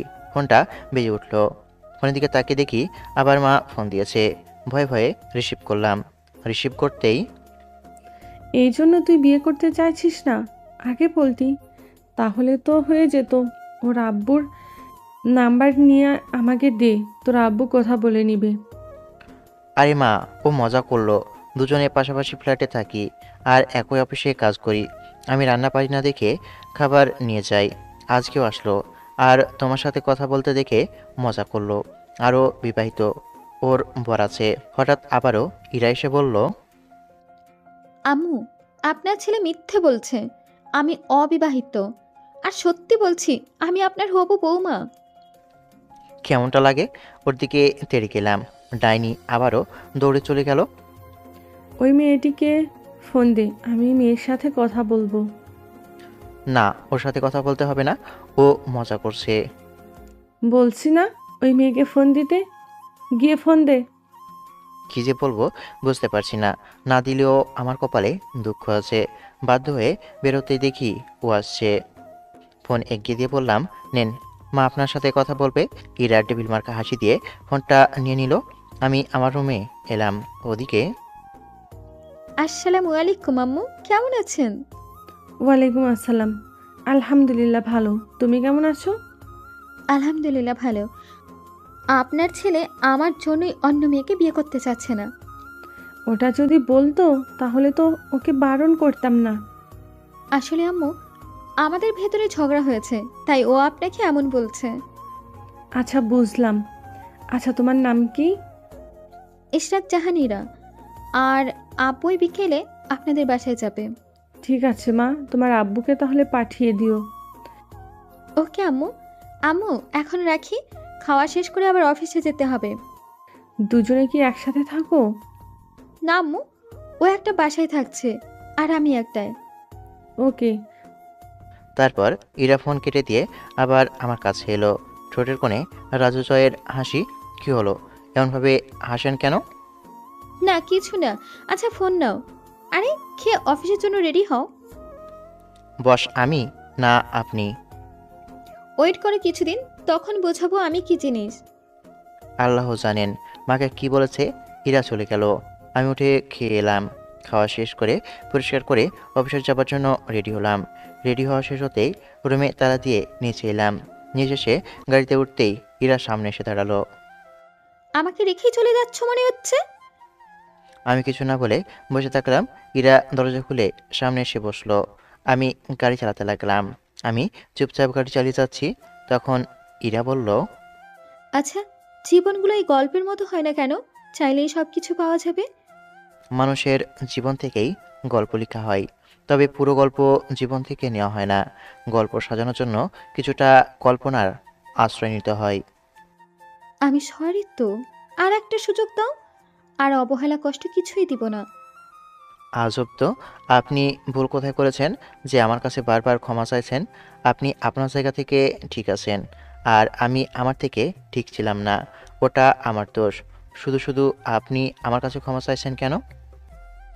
দেখবা এই পাথরেই আমার ভালোবাসা দিয়ে ফুল ফোটাবো। পাথর থেকে বুঝি গাছ জন্ম নেই, জানা ছিল না। তোমার মনটা বুঝি পাথর? মন কি কখনো পাথর হয়? আমি আর কিছু বললাম না, চুপ করে গাড়ি চালাতে লাগলাম। কেউ আর কিছু বললাম না। একটু পরে অফিসে চলে এলাম। তারপর অফিসে এসে বসলাম। তারপর কাজে মন দিলাম। একটু পরে ইরা কিছু ফাইল নিয়ে এলো। এসে বলল, এই ফাইলগুলো দেখো। কারো রুমে আসতে হলে পারমিশন নিয়ে আসতে হয়, জানেন না? আমার কথা শুনে ইরা রেগে তাকালো। আমি আমার মতো কাজ করতে থাকলাম। দুপুরে ব্রেক টাইম। এত বড় অফিস, একটা ক্যান্টিন নেই, করেছেটা কি? তুমি করে দাও, তাহলে তো হয়ে যাবে। প্রথম ফ্লোরে সব কিছু 3 নম্বর ফ্লোরে শিফট করে নাও, তাহলে তো হয়েই যায়। 3 নম্বর ফ্লোর তো ফাঁকা পড়ে আছে। স্যারকে বলতে হবে। তারপর এই বিলটা পাস করতে হবে। যদি এমনটা হয় তাহলে তো অনেকটা বেনিফিট আসবে, আর সব এমপ্লয়ীদের বাইরে খেতে যাওয়া লাগবে না। স্যারকে ফোন দিলাম। কয়েকবার রিং হওয়ার পর রিসিভ করলো। আসসালামু আলাইকুম, কেমন আছেন স্যার? ওয়ালাইকুম আসসালাম। আলহামদুলিল্লাহ ভালো, তুমি? আলহামদুলিল্লাহ ভালো। তারপর স্যারকে সব কিছু বললাম। সব শুনে স্যার বললেন, করা যায়। আচ্ছা, ওই প্রজেক্ট শুরু করতে পারো। Okay sir. তারপর ফোন রেখে ম্যানেজারকে ফোন দিলাম। রিসিভ করতে বললাম, আমার রুমে আসেন। চুপ করে বসে আছি। এটার দিকে তাকিয়ে দেখি আমার দিকে তাকিয়ে আছে। কি এমনভাবে তাকিয়ে আছেন কেন? না কিছু না, শুধু দেখছি। বুঝেছো, দেখার ভেতরে একটা অসম্ভব শান্তি আছে, যা তুমি বুঝবে না। কিছু না, তাহলে নিজের কেবিনে গিয়ে কাজ করেন। এমনভাবে আমাকে দেখার জন্য আপনাকে জবে রাখা হয়নি। আমার কাজ কি জানো? কি কাজ শুনি? তোমাকে দেখে থাকার, শুধু তোমাকে। শুধু তোমাকেই দেখব। সবচেয়ে বাজে কাজ। ম্যানেজার আসলো, তারপর বললাম একটা মিটিং অ্যারেঞ্জ করেন। কিসের মিটিং স্যার? টিফিন শেষ করেই সবাইকে মিটিং রুমে ডাকেন, ওখানে কথা হবে। ম্যানেজার জি স্যার বলে চলে গেল। একটু পর মিটিং রুমে এলাম, এসেই বললাম আপনাদের সাথে আজকে আমার প্রথম মিটিংয়ে এই জন্য টাকা হয়েছে যে প্রথম তলাতে ক্যান্টিন বানানো হবে, আর প্রথম তলার সব কিছু 3 তলায় শিফট করা হবে। কি বলেন সবাই? তাহলে তো ভালোই হবে স্যার। বাইরের হোটেলে গিয়ে খেতে হয়, যদি অফিসেই ক্যান্টিন হয় তাহলে তো ভালোই হবে। ভালো মানের খাবার এবং স্বাস্থ্যসম্মত খাবারও পাওয়া যাবে। ঠিক বলেছেন। আর এটাই বলার জন্য মিটিং ছিল। আর কিছু বিষয় বললাম, তারপর মিটিং শেষ করলাম। তারপর আবার কেবিনে চলে এলাম। কেবিনে আসতেই ইরা বলল, স্যার, আমার ছুটি লাগবে, আমি কি যেতে পারি? ভুরু কুচকে তাকিয়ে বললাম, কিসের জন্য ছুটি লাগবে শুনি? আসলে স্যার, আজকে হবু শ্বশুর বাড়িতে যাব বিয়ের দিন তারিখ ঠিক করতে। আব্বু আম্মু যাবে, আমি না গেলে হয় বলেন? আমার শ্বশুর শাশুড়ি দেখবে না তাদের বৌমাকে? কিছু বলতে গিয়েও বললাম না। না, একবারে অফিস শেষ করে যেতে পারবেন, এখন গিয়ে কাজ করেন। আহা জান গো আমার, আমি গেলাম, থাকো তুমি তোমার অফিস নিয়ে। কি আর বলবো, বস পিএস হলে আর এমপ্লয় বস হলে যা হয় আর কি। ইরা চলে গেল, আমি অফিস শেষ করে বাসায় এলাম। ওইদিকে আমি আপনার ছেলের অফিসের বস, আর এটা আমার মেয়ে, নাম ইশরা জাহান ইরা, আর এটা আমার ওয়াইফ। কিন্তু স্যার, আপনারা এই গরিব ঘরে কি মনে করে? আমার ছেলে কি কিছু করেছে? আমি তোমাকে বললাম না তখন, তাই তো এত আয়োজন করা। কিন্তু স্যার, আপনারা এত বড় লোক, আপনাদের সাথে আমাদের কিভাবে যায় বলেন? আমি ভেবেছিলাম যে আপনারা আমাদের মতোই হবেন আর আপনারাও আসবেন, তাই ইরামাকে বলেছিলাম যেন পাঠিয়ে দেয়। কেন, আমাদের কি মানুষ মনে হয় না? আর বড়লোক হয়েছি তো কি হয়েছে, এতে কি আসে যায়? আপনাদের ছেলে অনেক ভালো, তাই তার হাতছাড়া করতে চায় না। এমন ছেলে কয়টা পাওয়া যায় বলেন? কিন্তু তাও স্যার, আমরা একেবারে অতি গরিব সাধারণ। আপনার মেয়ে আমাদের সাথে কিভাবে মানিয়ে চলতে পারবে? আব্বু, ওটা নিয়ে চিন্তা নেই, আমি সব পরিস্থিতিতে মানিয়ে চলতে পারি। যদি পারো তাহলে তো ভালোই, তাও কিন্তু একটা থেকে যাচ্ছে। আপু, কোনো কিন্তু নেই, আমি বললাম তো কোনো প্রকার অভিযোগ পাবেন না এই বিষয়ে। কিন্তু ছেলে নেই, ওর মতামত না নিয়ে কি বিয়ে ঠিক করা ঠিক হবে? সকালে ওর সাথে কথা হয়েছে, চিন্তা নেই ওই সব নিয়ে। আচ্ছা ঠিক আছে, তাহলে কিন্তু মহারানা কি চান? আমাদের অবস্থান তো বুঝতেই পারছেন। আমি বলছি, কাবিননামায় এটা উল্লেখ করা থাকবে যে আপনার ছেলেই মহারানা, ছাড়লেও আমার, থাকলেও আমার। ইরার কথা শুনে মা বাবা আর ইরার আব্বু আম্মু অবাক হয়ে তাকিয়ে আছে। তারপর আব্বা বললেন, মা, এটা কোনো মহারানা হলো? মহারানাতে কোনো টাকা বা কোনো দামি জিনিস হয়ে থাকে? আপনার ছেলে কি দামি কিছু না আমার কাছে, সে তো অতি মূল্যবান। আচ্ছা, তাও তখন বলছে, তাহলে ঠিক আছে, 10,000 টাকা এবং আপনার ছেলে মহারানা হয়ে থাকলো। এবার তো আর না করতে পারবেন না, তাই না আপু? আর টাকা পয়সা কি করব, যা আছে তা দিয়ে বাকি জীবন বসে বসে খেতে পারবো। আচ্ছা ঠিক আছে মা, তোমার কথায় থাকলো। আপনি কি বলেন স্যার? আপনার মেয়ের সাথে কি একমত? ওর ভালোবাসাটা বুঝলাম, আর রাজি না হয়ে কি করব শুনি? আমি আমার মেয়ের সাথে একমত। হালকা কিছু খাবার ব্যবস্থা করেছি, নেন খেয়ে নেন। অফিস থেকে বাসায় এসে বসে আছি। ওদিকে কী যে হচ্ছে আল্লাহ জানেন। ফোনটা বেজে উঠল। ফোনের দিকে তাকিয়ে দেখি আননোন নাম্বার। ফোনটা রিসিভ করতেই একটা মেয়ে কণ্ঠে বলে উঠল, কোথায় আছো তুমি? গতকাল সেখানে দেখা হয়েছে, সেখানে আসো। ওই কফি শপে বসে আছি। কে আপনি আর কোথায় ডাকছেন? আমি রাইসা। ও আচ্ছা, ওয়েট করো, আমি আসি। ফোন কেটে দিয়ে ফ্রেশ হয়ে আবারও বেরিয়ে পড়লাম। তারপর 5 মিনিট হাঁটার পর কফি শপে এলাম। ভিতরে রাস্তায় দেখি রেশ একটা চেয়ারে বসে আছে। আমি কে ওর অপর পাশে বসলাম। কেমন আছো? এই তো ভালো, তোমার কি অবস্থা? আলহামদুলিল্লাহ ভালো। তারপর ওর সাথে বিভিন্ন বিষয়ে কথা বলতে লাগলাম। এমনভাবে বেশ কিছুক্ষণ চলে গেল। চলো রেস্টুরেন্টে যাই, ডিনার করি। না থাক, আজকে নয়, অন্য কোনো দিন। আচ্ছা আমি তাহলে গেলাম। ওকে, যাও তাহলে। রেস্টুরেন্টের দিকে যেতে লাগলাম, তখন ফোনটা বেজে উঠল। ফোনের দিকে তাকিয়ে দেখি আবারও আননোন নাম্বার। ফোনটা রিসিভ করতেই ওপাশ থেকে বলল, কোথায় আছো তুমি? বুঝলাম এটা ইরা। এই তো বাইরে আছি, ভাবছি রেস্টুরেন্টে ডিনার করার জন্য যাব। তুমি বাসায় আসো। আমি বাসায় আসছি। আর বাইরে খেতে হবে না, চলে এসো। কিন্তু আপনি কখন আসলেন? এসেই তোমাকে ফোন দিলাম, তুমি বাসায় আসো তো। জি। ফোন কেটে দিয়ে বাসার দিকে হাঁটতে লাগলাম। একটু পরে বাসায় আসতে দেখি আমার বাসা খোলা আছে। এটা কেমন হলো? তাহলে কি ইরার কাছে ডুপ্লিকেট চাবি আছে? না থাকলে দরজা খুললো কীভাবে? আমি ভিতরে আসতে দেখি ইরা সোফায় বসে আছে। কি ব্যাপার, আপনি এখানে যে? আজকে থেকে তোমার সাথে ঘুমাবো, তোমার সাথে থাকবো, আর তোমার সাথে খাবো। আপনি কি পাগল হয়েছেন নাকি? বিয়ে কথা পাকা হয়ে গেছে, আর কিছুদিন পর বিয়ে। ঘুরে তো একসাথে থাকতে হবে, তাই ভাবছি এখন থেকেই থাকি আর কি। এটা কিন্তু ঠিক না। যেখানে মোহরানা পরিশোধ না করা পর্যন্ত স্ত্রীকে স্পর্শ করা হারাম, সেখানে আপনি আমার সাথে ঘুমাতে চান? রিলেশন থাকতে তো কত কি বলতে, এখানে ওখানে কিস্তিতে, আর এখনই কথা বলছো? তখন ভুল করেছি এবং পাপ করেছি, আর আল্লাহর কাছে মাপ চেয়ে নিয়েছি। আমি আপনার সাথে ঘুমাতে পারবো না। মহারানা কি করেছে জানো? মহারানা হিসেবে বেশি না, 10,000 টাকা, আর তোমাকে কাবিননামায় উল্লেখ করা থাকবে। তোমাকে আমি ছাড়ছি না, প্রয়োজনে মারা যাবার পরেও ভূত হয়ে তোমার ঘাড়েই বসে থাকবো। একটু তাকিয়ে থেকে রুমে এসে চেঞ্জ করে নিলাম। তারপর বাইরে এসে বললাম, আপনি আমার রুম থেকে যান। এরা উঠে মুখ বাঁকিয়ে চলে গেল। আমি সবাই বসে ফেসবুকে ভিডিও দেখতে লাগলাম। এমনভাবে বেশ কিছুক্ষণ কেটে গেল। উঠে গিয়ে নামাজ পড়ে এলাম। দেখি এরা খাবার নিয়ে দরজার সামনে দাঁড়িয়ে আছে। আমি আসতেই টিফিন বাটি এগিয়ে দিয়ে দিল।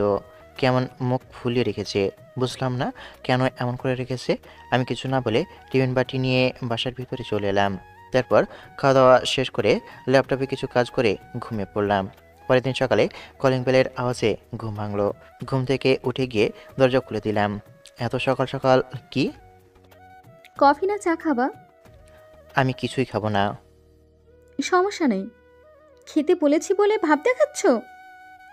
এখানে ভাব দেখানোর কি আছে বুঝলাম না। ইরা চলে গেল, আমি আমার রুমে এসে শুয়ে পড়লাম। দূর, সকাল সকাল ঘুমের 12টা বাজিয়ে দিল। শুয়ে থেকে গেম খেলতে শুরু করলাম। বেশ কিছুক্ষণ পরে আবারও ইরা এলো। এসে বলল, আবার শুয়ে আছো কেন? উঠে ফ্রেশ হতে পারো না? এই একদম জোর কাটাতে আসবেন না। ইরা মাজায় হাত দিয়ে আমার দিকে রাগি চোখে তাকিয়ে আছে। কি হলো, এমনভাবে তাকিয়ে থাকার কি আছে? আমি কি আপনাকে ভয় পাই নাকি? এরা কিছু না বলে বাইরে চলে গেল। তারপর হাতে ঝাড়ু নিয়ে এলো। এটা কি করবেন?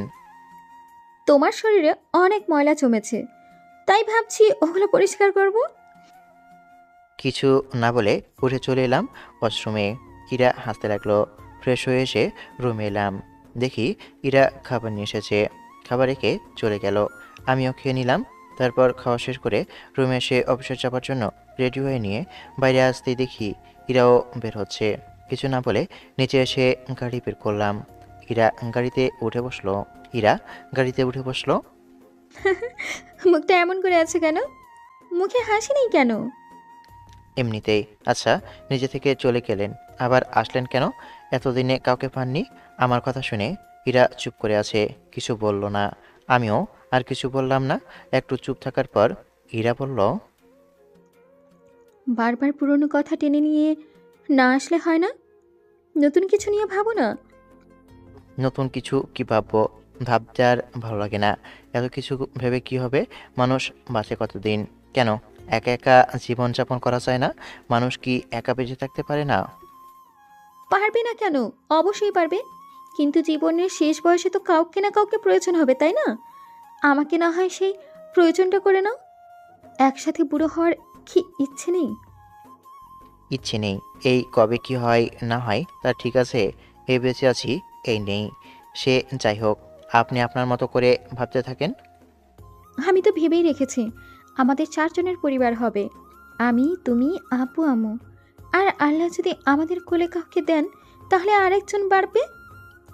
বেশ হবে না বলো? ভালো তো, গুড গুড।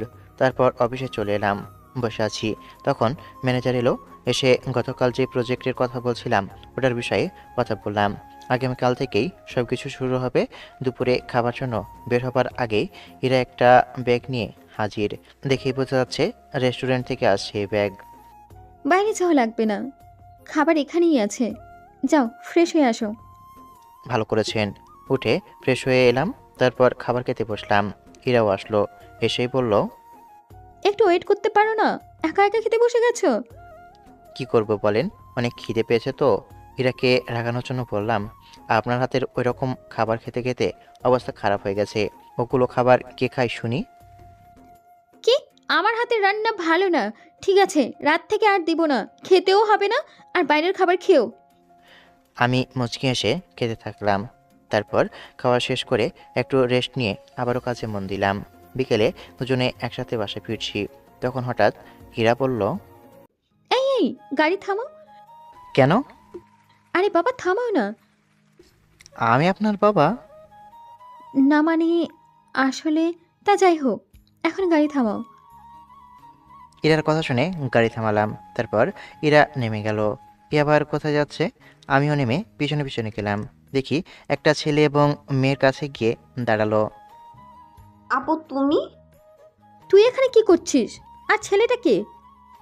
আসলে আপু, এটা আমার বয়ফ্রেন্ড। তা ঠিক আছে, কিন্তু ছেলেটাকে তুই মারলি কেন? আসলে আপু, বলতে পারিস না কেন মারলি? এই ছেলে, তুমি বলো ও তোমাকে মারলো কেন? আসলে আপু, ওই রুম ডেটের কথা বলেছিল। আমি না করেছি বলে ব্রেকআপ করবে বলেছে, আরো কত কি বলেছে, তাই রেগে গিয়ে থাপ্পড় মেরেছি। ওকে আরো 2টা থাপ্পড় দে। চুপচাপ শুধু দেখছি। ইরার কথা শুনে ওর বোনটা ছেলেটাকে আরো 2টা থাপ্পড় দিল। ছেলেটা মাথা নিচু করে আছে। ও ব্রেকআপ করবে কেন? তুই ব্রেকআপ করে নে। আর ও যদি তোর সামনে আসে তাহলে পায়ের জুতো খুলে থাপ্পড় দিবি। আমি ইরার কানের কাছে মুখ নিয়ে আস্তে আস্তে বললাম, চলেন আমরাও রুম ডেট করি। আমার কথা শুনে ইরা আমার দিকে বড় বড় করে চোখ করে তাকালো। তারপর মুচকি হেসে বলল, বাসায় চলো, তারপর সব হচ্ছে। আর এই তুই এক্ষুনি বাসায় যাবি। এই সব থার্ড ক্লাস ছেলে কোথা থেকে আসে কে জানে? এদের পারিবারিক শিক্ষাই বা কেমন? ছেলেটা মাথা নিচু করে আছে, চোখ থেকে পানিও পড়লো দেখলাম। মনে হচ্ছে কাহিনী অন্য কিছু। ছোট ভাই, তোমার নাম্বারটা দাও তো। আপনি ওর নাম্বার কেন নেবেন? কখনো কখনো কিছু জিনিস চোখে দেখা সত্যি নাও হতে পারে। আর তুমি যে কথাগুলো বললে তার কি প্রমাণ আছে? আপনি কে যে আপনাকে প্রমাণ দিতে হবে? আচ্ছা, দেওয়া লাগবে না।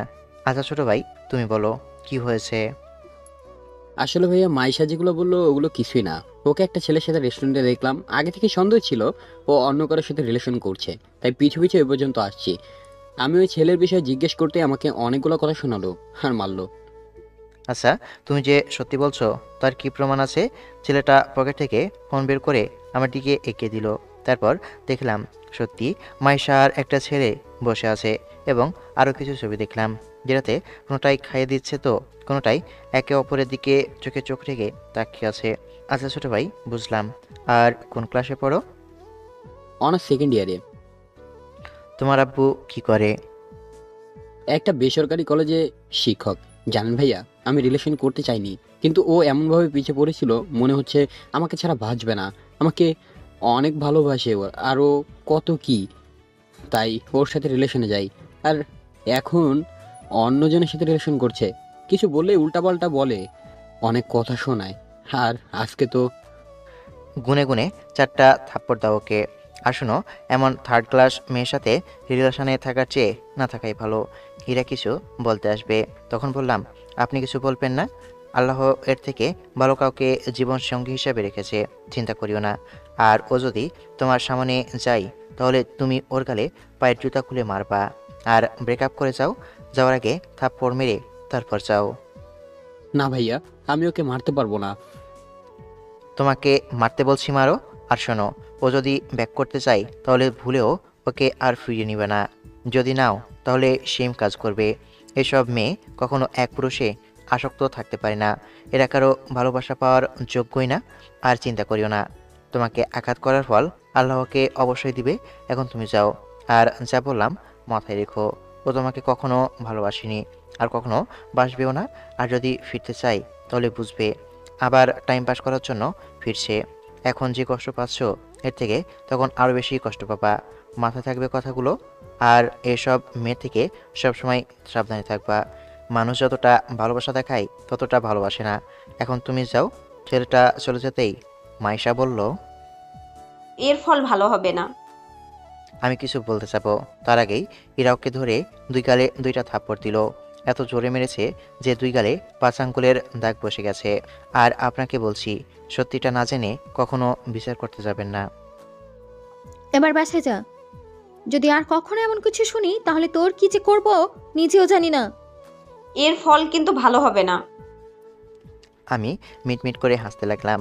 মাইশা চলে গেল ওর গাড়ির কাছে এবং ইরাও গাড়ির দিকে হাঁটতে লাগলো। আমিও পিছনে পিছনে গাড়িতে উঠে বসলাম। তারপর গাড়ি স্টার্ট দিয়ে চালাতে শুরু করলাম। আমি কিছু বলছি না, ইরাও কিছু বলছে না। বেশ কিছুক্ষণ পরে ইরা বলল, এমনভাবে হাসবা না। যাস শালা, হাসলেও দোষ, আবার চুপ করে থাকলেও দোষ। আচ্ছা ঠিক আছে, হাসবো না, চুপ করে থাকছি। আর কিছু না বলে চুপ করে থাকলাম। তারপর বাসায় চলে আসলাম। এসে আমি আমার বাসায় আর ইরা ওর বাসায়। ফ্রেশ হয়ে উজু করে বসে আছি। মাগরিব আজান দিতেই উঠে নামাজ পড়তে গেলাম। তারপর নামাজ পড়ে এসে বাইরে হাঁটতে লাগলাম। কি আর করার, হেঁটে হেঁটে ঘুরিয়ে একটু ফোনটা বেজে উঠলো। পকেট থেকে বের করে দেখি ইরা ফোন দিয়েছে। ফোনটা রিসিভ করতেই ওপাশ থেকে বলতে শুরু করলো, তুমি কোথায় আছো? আর নামাজ পড়তে গিয়ে কি এতক্ষণ লাগে? কেন কেন রেস্টুরেন্টের দিকে যাচ্ছি, কোনো সমস্যা হয়েছে? রেস্টুরেন্ট কেন? রেস্টুরেন্টে মানুষ কি করে? ডিনার করার জন্য যাই বা কিছু খেতে যাই। যদি বাইরে খেয়ে আসো তাহলে তুমি বাসায় ঢুকতে পারবে না, বলে দিলাম। আপনি তো বললেন খেতে দিবেন না, তাই বাইরে খেতে আসি।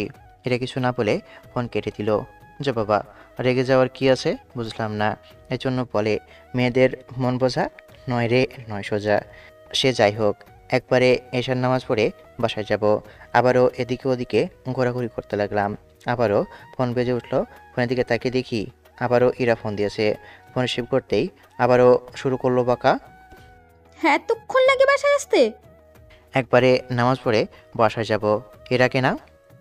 ওকে ঠিক আছে, নামাজ পড়েই বাসায় চলে আসবা, একদম দেরি করবা না। জি। তারপর ফোন কেটে দিয়ে আর একটু ঘুরে নামাজ পড়ে বাসায় চলে এলাম। এসে সবাই বসে আছি, তখন ইরা রুমে এলো। এসে বলল, তখন কি বললাম? রুম ডেট করবা তাই না? অপেক্ষা করো, আমি আসছি। ওর দিকে ভুরু কুচকে তাকিয়ে আছি। ইরা মিটমিট করে হাসছে। আর শুনেন, তখন মজা করে বলেছি, বিয়ের আগে এগুলো কখনোই সম্ভব না। আমি তো সিরিয়াসভাবে নিয়েছি, বিয়ের আগেই বাসর করব। আগেই করে নিলাম, কয়েকদিন পর তো বিয়ে করছি তাই না? পাগল না মাথা খারাপ? ওগুলো হচ্ছে না। তখন থেকে তো আমার মাথার ভেতরে ওইসব চলছে। শোনো না গো, ওই শোনো না, জান, ও জান, শোনো না।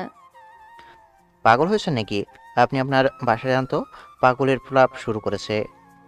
আচ্ছা ঠিক আছে, প্রলাপ করলাম না। আচ্ছা শোনো, সত্যি কি খেয়ে এসেছো? না, খেয়ে আসিনি। ওকে জানো, আমি এখনই খাবার নিয়ে এসছি। ইরা চলে গেল। একটু পরেই ইরা খাবার নিয়ে আসলো। তারপর 2টা প্লেট নিয়ে এলো। ইরা খাবার দিতেই খেতে শুরু করলাম। তারপর খাওয়া শেষ করে বসে আছি। ইরা চলে গেল। আমিও আমার মতোই বসে ফোন টিপতে থাকলাম। ইরা আর আসেনি। আমিও দরজা লাগিয়ে রুমে এসে শুয়ে পড়লাম। তারপর ঘুমিয়ে পড়লাম। পরের দিন সকালে প্রতিদিন যেভাবে ঘুম ভাঙে সেভাবে ভাঙলো। ফ্রেশ হয়ে রুমে এসে খাবার খেলাম। ইরাও খেলো। আচ্ছা যান, রেডি হয়ে নেন, অফিসে যেতে হবে। ওকে জানো। তারপর ইরা যেতেই রেডি হয়ে নিয়ে বাসায় তালা দিলাম। ইরাও বের হয়ে এলো। মেয়েটাকে মেকআপ ছাড়াই অনেক সুন্দর লাগে, তাই তো মেকআপ দেই না। আমি নিচে এসে গাড়ি বের করে নিয়ে আসতেই ইরা উঠে বসলো। তারপর অফিসে চলে এলাম। দেখতে দেখতে কয়েকদিন চলে গেল। আজকে শুক্রবার, ছুটির দিন। সকালে একটা দুঃস্বপ্ন দেখে ঘুম ভাঙলো। একজনকেও গাড়ির নিচে চাপা পড়েছে। গাড়ির চাকা ওর বুকের উপর দিয়েই চলে গেছে, কিন্তু ওটাকে বুঝতে পারছি না। তার আগেই ঘুম ভেঙে গেল। শরীরটা ঘেমে গেছে, সকাল হয়ে গেছে। শুনেছি ভোরের স্বপ্ন নাকি সত্যি হয়, কিন্তু এখনো তার প্রমাণ পাইনি। কিন্তু আজকে কেন জানি ভয় করছে অনেক। কি হতে পারে ওটা? উঠে পানি খেলাম, তারপর নিশ্চুপ হয়ে বসে থাকলাম। বেশ কিছুক্ষণ পরে কলিং বেল বাজতেই উঠে গিয়ে দরজা খুললাম। কেন জানি ইরাকে দেখতে অনেক সুন্দর লাগছে, তাই এক দৃষ্টিতে তাকিয়ে আছি। এর আবার আজকে কি হলো? এমনভাবে তাকিয়ে আছো কেন? আছে তো থাক, দেখি কতক্ষণ তাকিয়ে থাকতে পারে। হঠাৎ কিছু একটা মনে পড়তেই চোখ সরিয়ে বললাম, সরি। এই সকালে গাঁজা সেবন করেছো নাকি? আজকে তোমাকে কেমন অদ্ভুত মনে হচ্ছে। সিগারেটের গন্ধ সহ্য করতে পারি না, আর আবার গাঁজা খাবো? আমি ঠিক আছি। আর এতদিন তোমার সাথে এমন ব্যবহার করার জন্য সত্যি সরি। আমার কথা শুনে হীরা জড়িয়ে ধরে কেঁদে দিল। আহা, কাঁদো কেন? তোমার এমন ব্যবহারে কতটা কষ্ট পেয়েছি জানো? প্রতিটা রাতে কাঁদতে কাঁদতে ঘুমিয়েছি। আর আমিও সরি তোমার সাথে ওই রকম করার জন্য। জানি না আমার কি হয়েছিল যে তোমার সাথে ওই রকম করেছিলাম, কিন্তু সত্যি বলছি তোমাকে সেই আগের মতোই এখনো ভালোবাসি। সরি। আচ্ছা হয়েছে, আর কাঁদতে হবে না, অনেক কেঁদেছো। হীরার মাথা উঁচু করে চোখের পানি মুছে দিয়ে দুই চোখের উপর কিস দিলাম। হীরা আবারও শক্ত করে জড়িয়ে ধরে ডুকরে কেঁদে উঠল। আহা, আবারও কান্না কি জন্য? কিন্তু ডুকরে কেঁদে যাচ্ছে। আচ্ছা, চোখের পানিতে কি আমাকে সকাল সকাল গোসল করানোর ইচ্ছে আছে নাকি? সরি। ওকে, ঠিক আছে তো। আচ্ছা, সব কিছু বাদ দিয়ে খেয়ে চলো, দুজনে ঘুরতে বের হই। হুম, আমার সাথে আর এমন কখনো করবা না। ওকে, ঠিক আছে তো, আর কখনো এমন হবে না। এখন কান্না থামাও আর খাবার নিয়ে আসো। আবারও ওর চোখের পানি মুছে দিয়ে কপালে একটা চুমু দিলাম। এরা চলে গেল, আর আমি এসে গেঞ্জি চেঞ্জ করে নিলাম। বাপরে বাপ, ওর চোখের পানি না আর ঝর্ণার পানি বুঝতে পারছি না। একটু পরে এরা খাবার নিয়ে এলো। এক প্লেটে খাবার উঠাও। এরা মুচকি হেসে এক প্লেটে খাবার উঠাতেই আমি প্লেট নিয়ে এক লোকমা ভাত তুলে খাইয়ে দিলাম। তারপর আমি খেলাম। এমনভাবে খাওয়া দাওয়া শেষ করলাম। আচ্ছা, এবার যাও, রেডি হয়ে নাও। ওকে। এরা উঠে গালে একটা কিস দিয়ে চলে গেল। আমিও মুচকি হেসে উঠে রেডি হলাম, বসে আছি। তখন এরা এলো। ওকে কালো গাউনে অনেক সুন্দর লাগছে। ওকে দেখে আবারও নতুন করে ক্রাশ খেলাম। এসে বলল, চলো এবার যাওয়া যায়। চলো। তারপর দুজনে বেরিয়ে পড়লাম। নিচে আসতে ইরা বলল, রিক্সায় যাব কিন্তু। ওকে ম্যাডাম, আপনার ইচ্ছা। তারপর রিক্সার জন্য অপেক্ষা করতে লাগলাম। একটা রিক্সা আসতেই উঠে পড়লাম। হীরা উঠে একটা হাত ধরে কাঁধে মাথা রাখলো। সকাল থেকে মনের ভিতরটা কেমন অস্থির হয়ে আছে। মনে হচ্ছে আজকে কিছু একটা অঘটন ঘটবে। পাশে একটা প্লেস আছে ঘোরাঘুরি করার মতো, ওখানে এলাম। তারপর দুজনে বসে থাকলাম। যেমনটা চেয়েছিলাম আজকে তেমনটাই হচ্ছে ইনশাল্লাহ। আর কষ্ট থাকবে না, আল্লাহ মাফ করুক। তাও পাপ করা হয়ে গেল। শোনো, বিয়ের তারিখটা আগামী রবিবার করে নাও। তোমার জন্য অপেক্ষা করছিলাম। কবে তুমি সব রাগ অভিমান ভুলে আবারও কাছে টেনে নেবে, আবারও ভালোবাসি কথাটা বলবে। ভালোবাসি, ভালোবাসি, ভালোবাসি। হয়েছে জনাব, এমন চিৎকার করা লাগবে না। আমি কালা না যে শুনতে পাই না। কিছুক্ষণ বসে থেকে উঠে পড়লাম। চলো এবার অন্য কোথাও যাই। তারপর উঠে হাত ধরে হাঁটতে হাঁটতে রাস্তার পাশে এলাম। আইসক্রিম খাবো? আচ্ছা দাঁড়াও, আমি নিয়ে আসছি। রাস্তার অপর পাশে দোকান, তাই ওদিকে যাওয়া লাগবে। অপর পাশে চলে এলাম। তারপর আইসক্রিম নিয়ে আসার সময় হঠাৎ কোথা থেকে একটা কার এসে দিল ধাক্কা।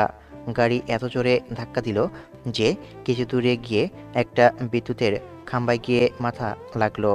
এত জোরে লাগলো মনে হচ্ছে মাথা জায়গায় মাথা নেই। হীরাকে দেখলাম আমার দিকে দৌড়ে আসে। আর কিছু মনে নেই। গাড়িটা ধাক্কা দিয়ে দাঁড়ায়নি, চলে গেছে। এরা দৌড়ে এসে ওর মাথা কোলের উপর নিয়ে চিৎকার করে কেঁদে উঠল। আশেপাশে মানুষজন জমা হয়ে গেল। প্লিজ কেউ সাহায্য করুন, ওকে হাসপাতালে নিয়ে যেতে হবে। প্লিজ কেউ সাহায্য করেন। ইরার কথা শুনে কেউ যেন আসছে না। অনেক ব্লিডিং হচ্ছে, চারপাশ লাল হয়ে গেছে। ইরা যে আকাশের পছন্দ মতো কালো গাউন পরেছিল ওটাও লাল হয়ে গেছে। সবাই দেখছে এবং ফটো তুলতে ব্যস্ত। বর্তমানে তো মানুষের মন থেকে মনুষ্যত্বই উঠে গেছে। ওখান দিয়ে একজন পুলিশ অফিসার যাচ্ছিল। উনি ভিড় ঠেলে ভেতরে এসে দেখে এই অবস্থা। পুলিশ অফিসার বলে উঠল, আগে ওনার মাথায় কিছু কাপড় বেঁধে ব্লিডিং বন্ধ করেন। পুলিশ অফিসারের কথা শুনে ইরা ওর স্কার্ফ খুলে আকাশের মাথায় বেঁধে দিল। হাসপাতালও কাছে না যে ওকে কোলে উঠিয়ে হাসপাতালে নিয়ে যাবে। পুলিশ অফিসারের মধ্যে অ্যাম্বুলেন্স ফোন দিয়েছে। ইরা কেঁদে যাচ্ছে তো কেঁদেই যাচ্ছে। 5 মিনিট যেতেই অ্যাম্বুলেন্স চলে এসেছে। তারপর আকাশকে নিয়ে হাসপাতালে চলে এলো। ইরা সারা রাস্তা কেঁদেছে আর বলেছে, আকাশ ওঠো না, চোখ খোলো না আকাশ। ইরা সারা রাস্তা পাগলের মতো শুধু এগুলো বলেছে এবং কেঁদেছে। আকাশকে অ্যাম্বুলেন্স থেকে নামিয়ে তাড়াতাড়ি ইমার্জেন্সিতে নিয়ে যাওয়া হলো। 2 মিনিট যেতেই 2জন ডাক্তার এবং নার্স অপারেশন থিয়েটারে গেল। ইরা বাইরে বসে কেঁদে যাচ্ছে এবং পুলিশ অফিসারও আছে। একটা সময় পুলিশ অফিসার ইরাকে বলল, ম্যাম, আপনার মনের অবস্থা বুঝতে পারছি। আপনার বাসার লোকজনকে বিষয়টা জানানো প্রয়োজন। আপনি যদি আপনার বাসার ফোন নম্বরটা বা আপনার ফোনটা দেন তাহলে আপনার বাসার লোকজনকে বলতে পারি। পুলিশ অফিসারের কথা শুনে ইরা ওর ফোনের লক খুলে পুলিশ অফিসারকে ফোন দিল। পুলিশ অফিসার ইরার ফোন থেকে ওর আব্বুর ফোন নাম্বার বের করে ফোন দিল এবং কয়েকবার রিং হওয়ার পর রিসিভ করলো। হ্যাঁ মা, বল কি হয়েছে? আপনার মেয়ে এখন হসপিটালে আছে এবং একটা ছেলেটার অ্যাক্সিডেন্ট হয়েছে। আর আপনার মেয়ে।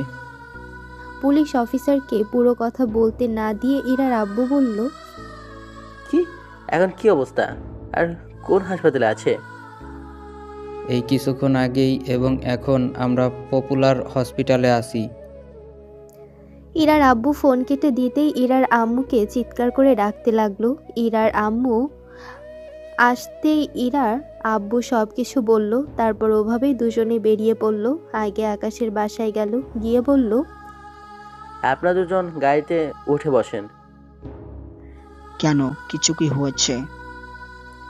আসেন, এখন কিছু বলবো না এবং বেয়ানকে নিয়ে আসেন।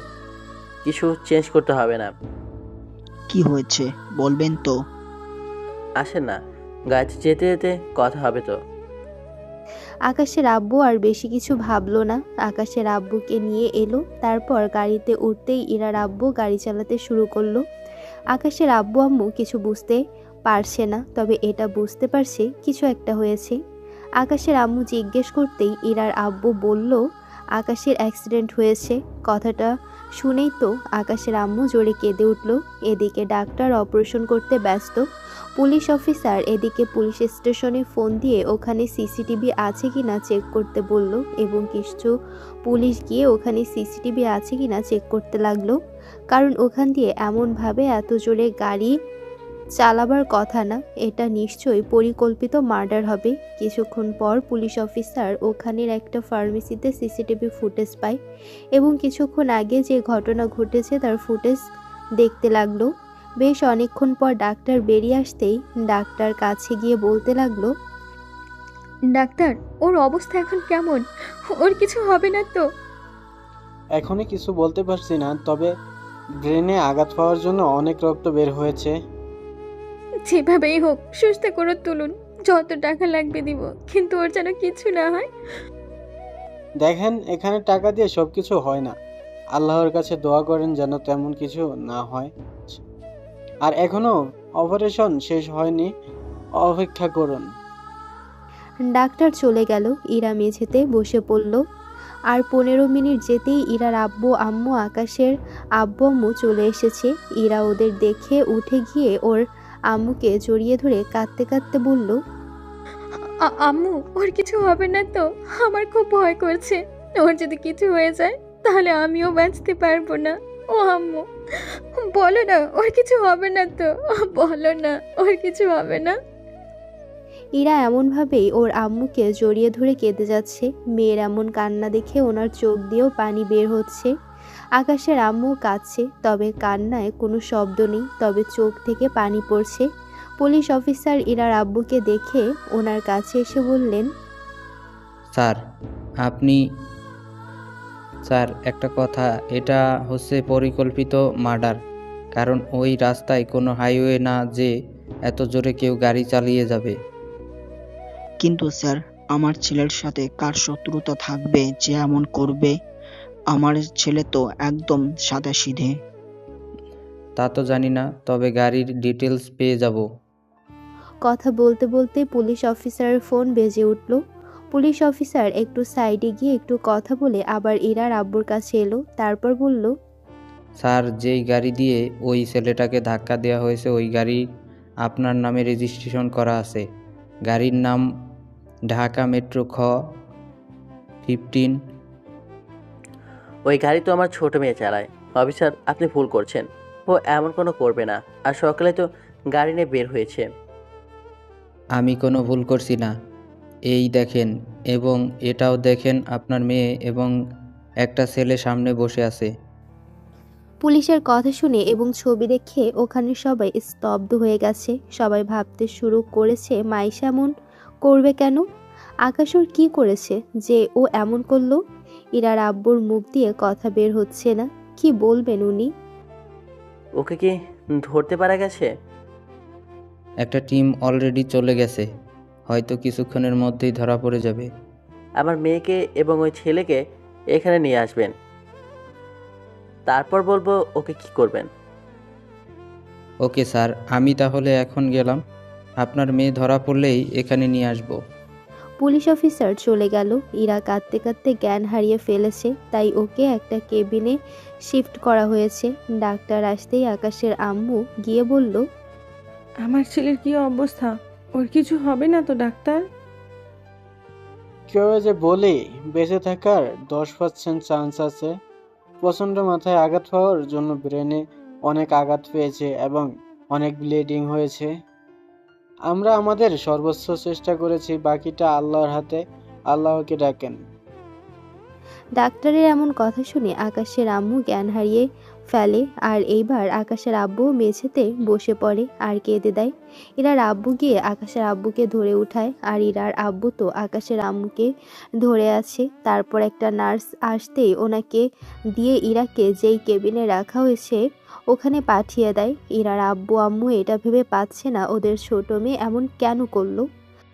আকাশের কিছু হবে না, ভেঙে পড়বেন না। আল্লাহর কাছে দোয়া করেন, কিছুই হবে না ওর। আমার ছেলের কিছু হবে না তো? ও ছাড়া আর কেউ নেই আমাদের?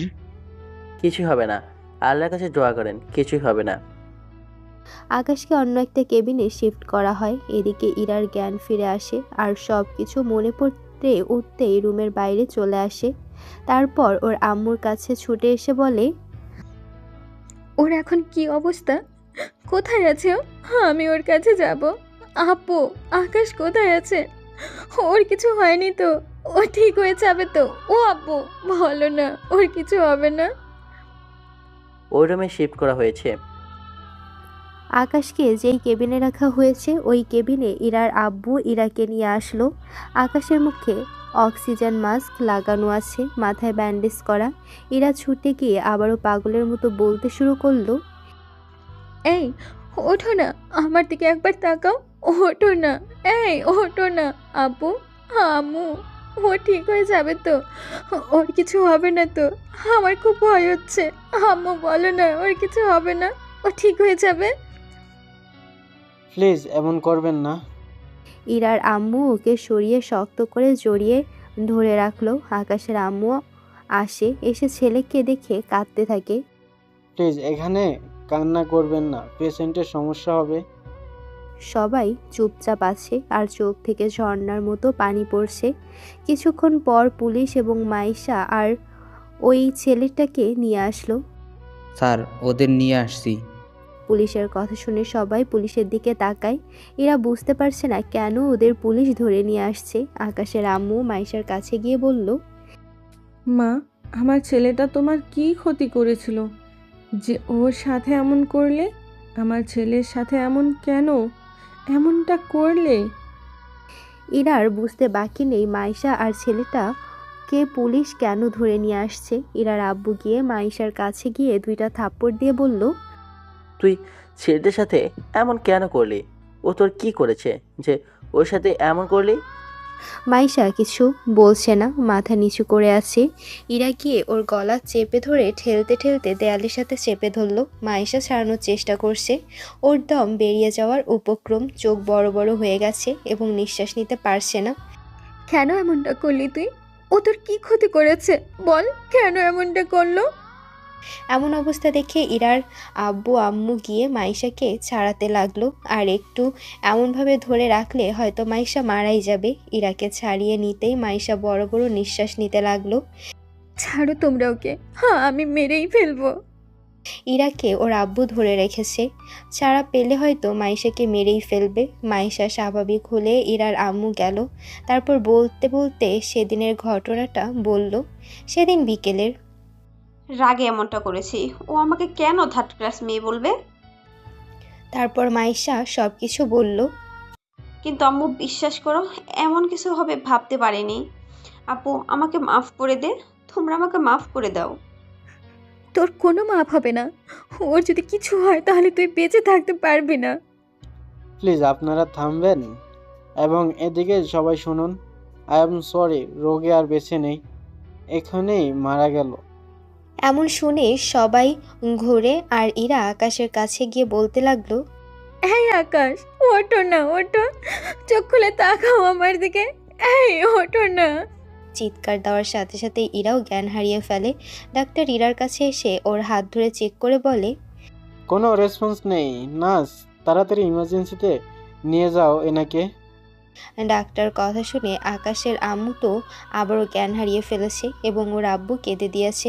আর ইরার আব্বু হার্ট ধরে বসে গেছে। আর ইরার আম্মু ওর আব্বু কাছে গিয়ে ধরে কান্না করে দিছে। ইরাকে ইমার্জেন্সিতে নিয়ে যাওয়া হয়েছে। একটু পরে ডাক্তার বের হয়ে এসে বলে, আই এম সরি, উনি আর বেঁচে নেই। অনেক জোরে চিৎকার দেওয়ার জন্য কলিজা ফেটে গেছে। এমন কথা শুনে তো ইরার আব্বু সাথে সাথে হার্ট অ্যাটাক করেছে। ওনাকে আবার তাড়াতাড়ি ইমার্জেন্সিতে নিতে হয়। কিছুক্ষণ পরে ইরার আব্বুর জ্ঞান ফিরে এলে পুলিশটাকে ডেকে নিয়ে আসতে বলেন। পুলিশ অফিসার আসলে বলল, ওই খুনিকে নিয়ে যান, ওর জন্য 2টা ট্রাজাবান চলে গেল, ওর কোনো ক্ষমা নেই, যেন যাবজ্জীবন কারাদণ্ড হয়। আমার একটাই মেয়ে এবং একটাই ছেলে, ও আমার মেয়ে হতে পারে না। আমার মেয়েটাকে ও মেরে ফেললো, এখন ওকে নিয়ে যান অফিসার, না হলে আমি ওকে খুন করব। পুলিশ মাইশা এবং ছেলেটাকে নিয়ে চলে গেল। দুই পরিবার শোকাহত, এক পরিবার ছেলে হারিয়ে আর এক পরিবার মেয়ে হারিয়ে। তারপর দুজনের লাশ একসাথে নিয়ে যাওয়া হলো। সন্ধ্যার জানাজা পড়ে পাশাপাশি কবর দেওয়া হলো। ওদের মধ্যে কথা হয়েছিল একসাথে বুড়ো হবে এবং যতদিন বেঁচে থাকবে যেন একসাথে থাকে এবং মৃত্যু হলে যেন একদিনেই হয়। আল্লাহ হয়তো ওদের শেষ ইচ্ছাটা পূরণ করেছে। গল্পটা এখানেই শেষ হলো। গল্পটা ভালো লাগলে লাইক, কমেন্ট, শেয়ার করুন এবং নতুন গল্পের জন্য অপেক্ষা করুন।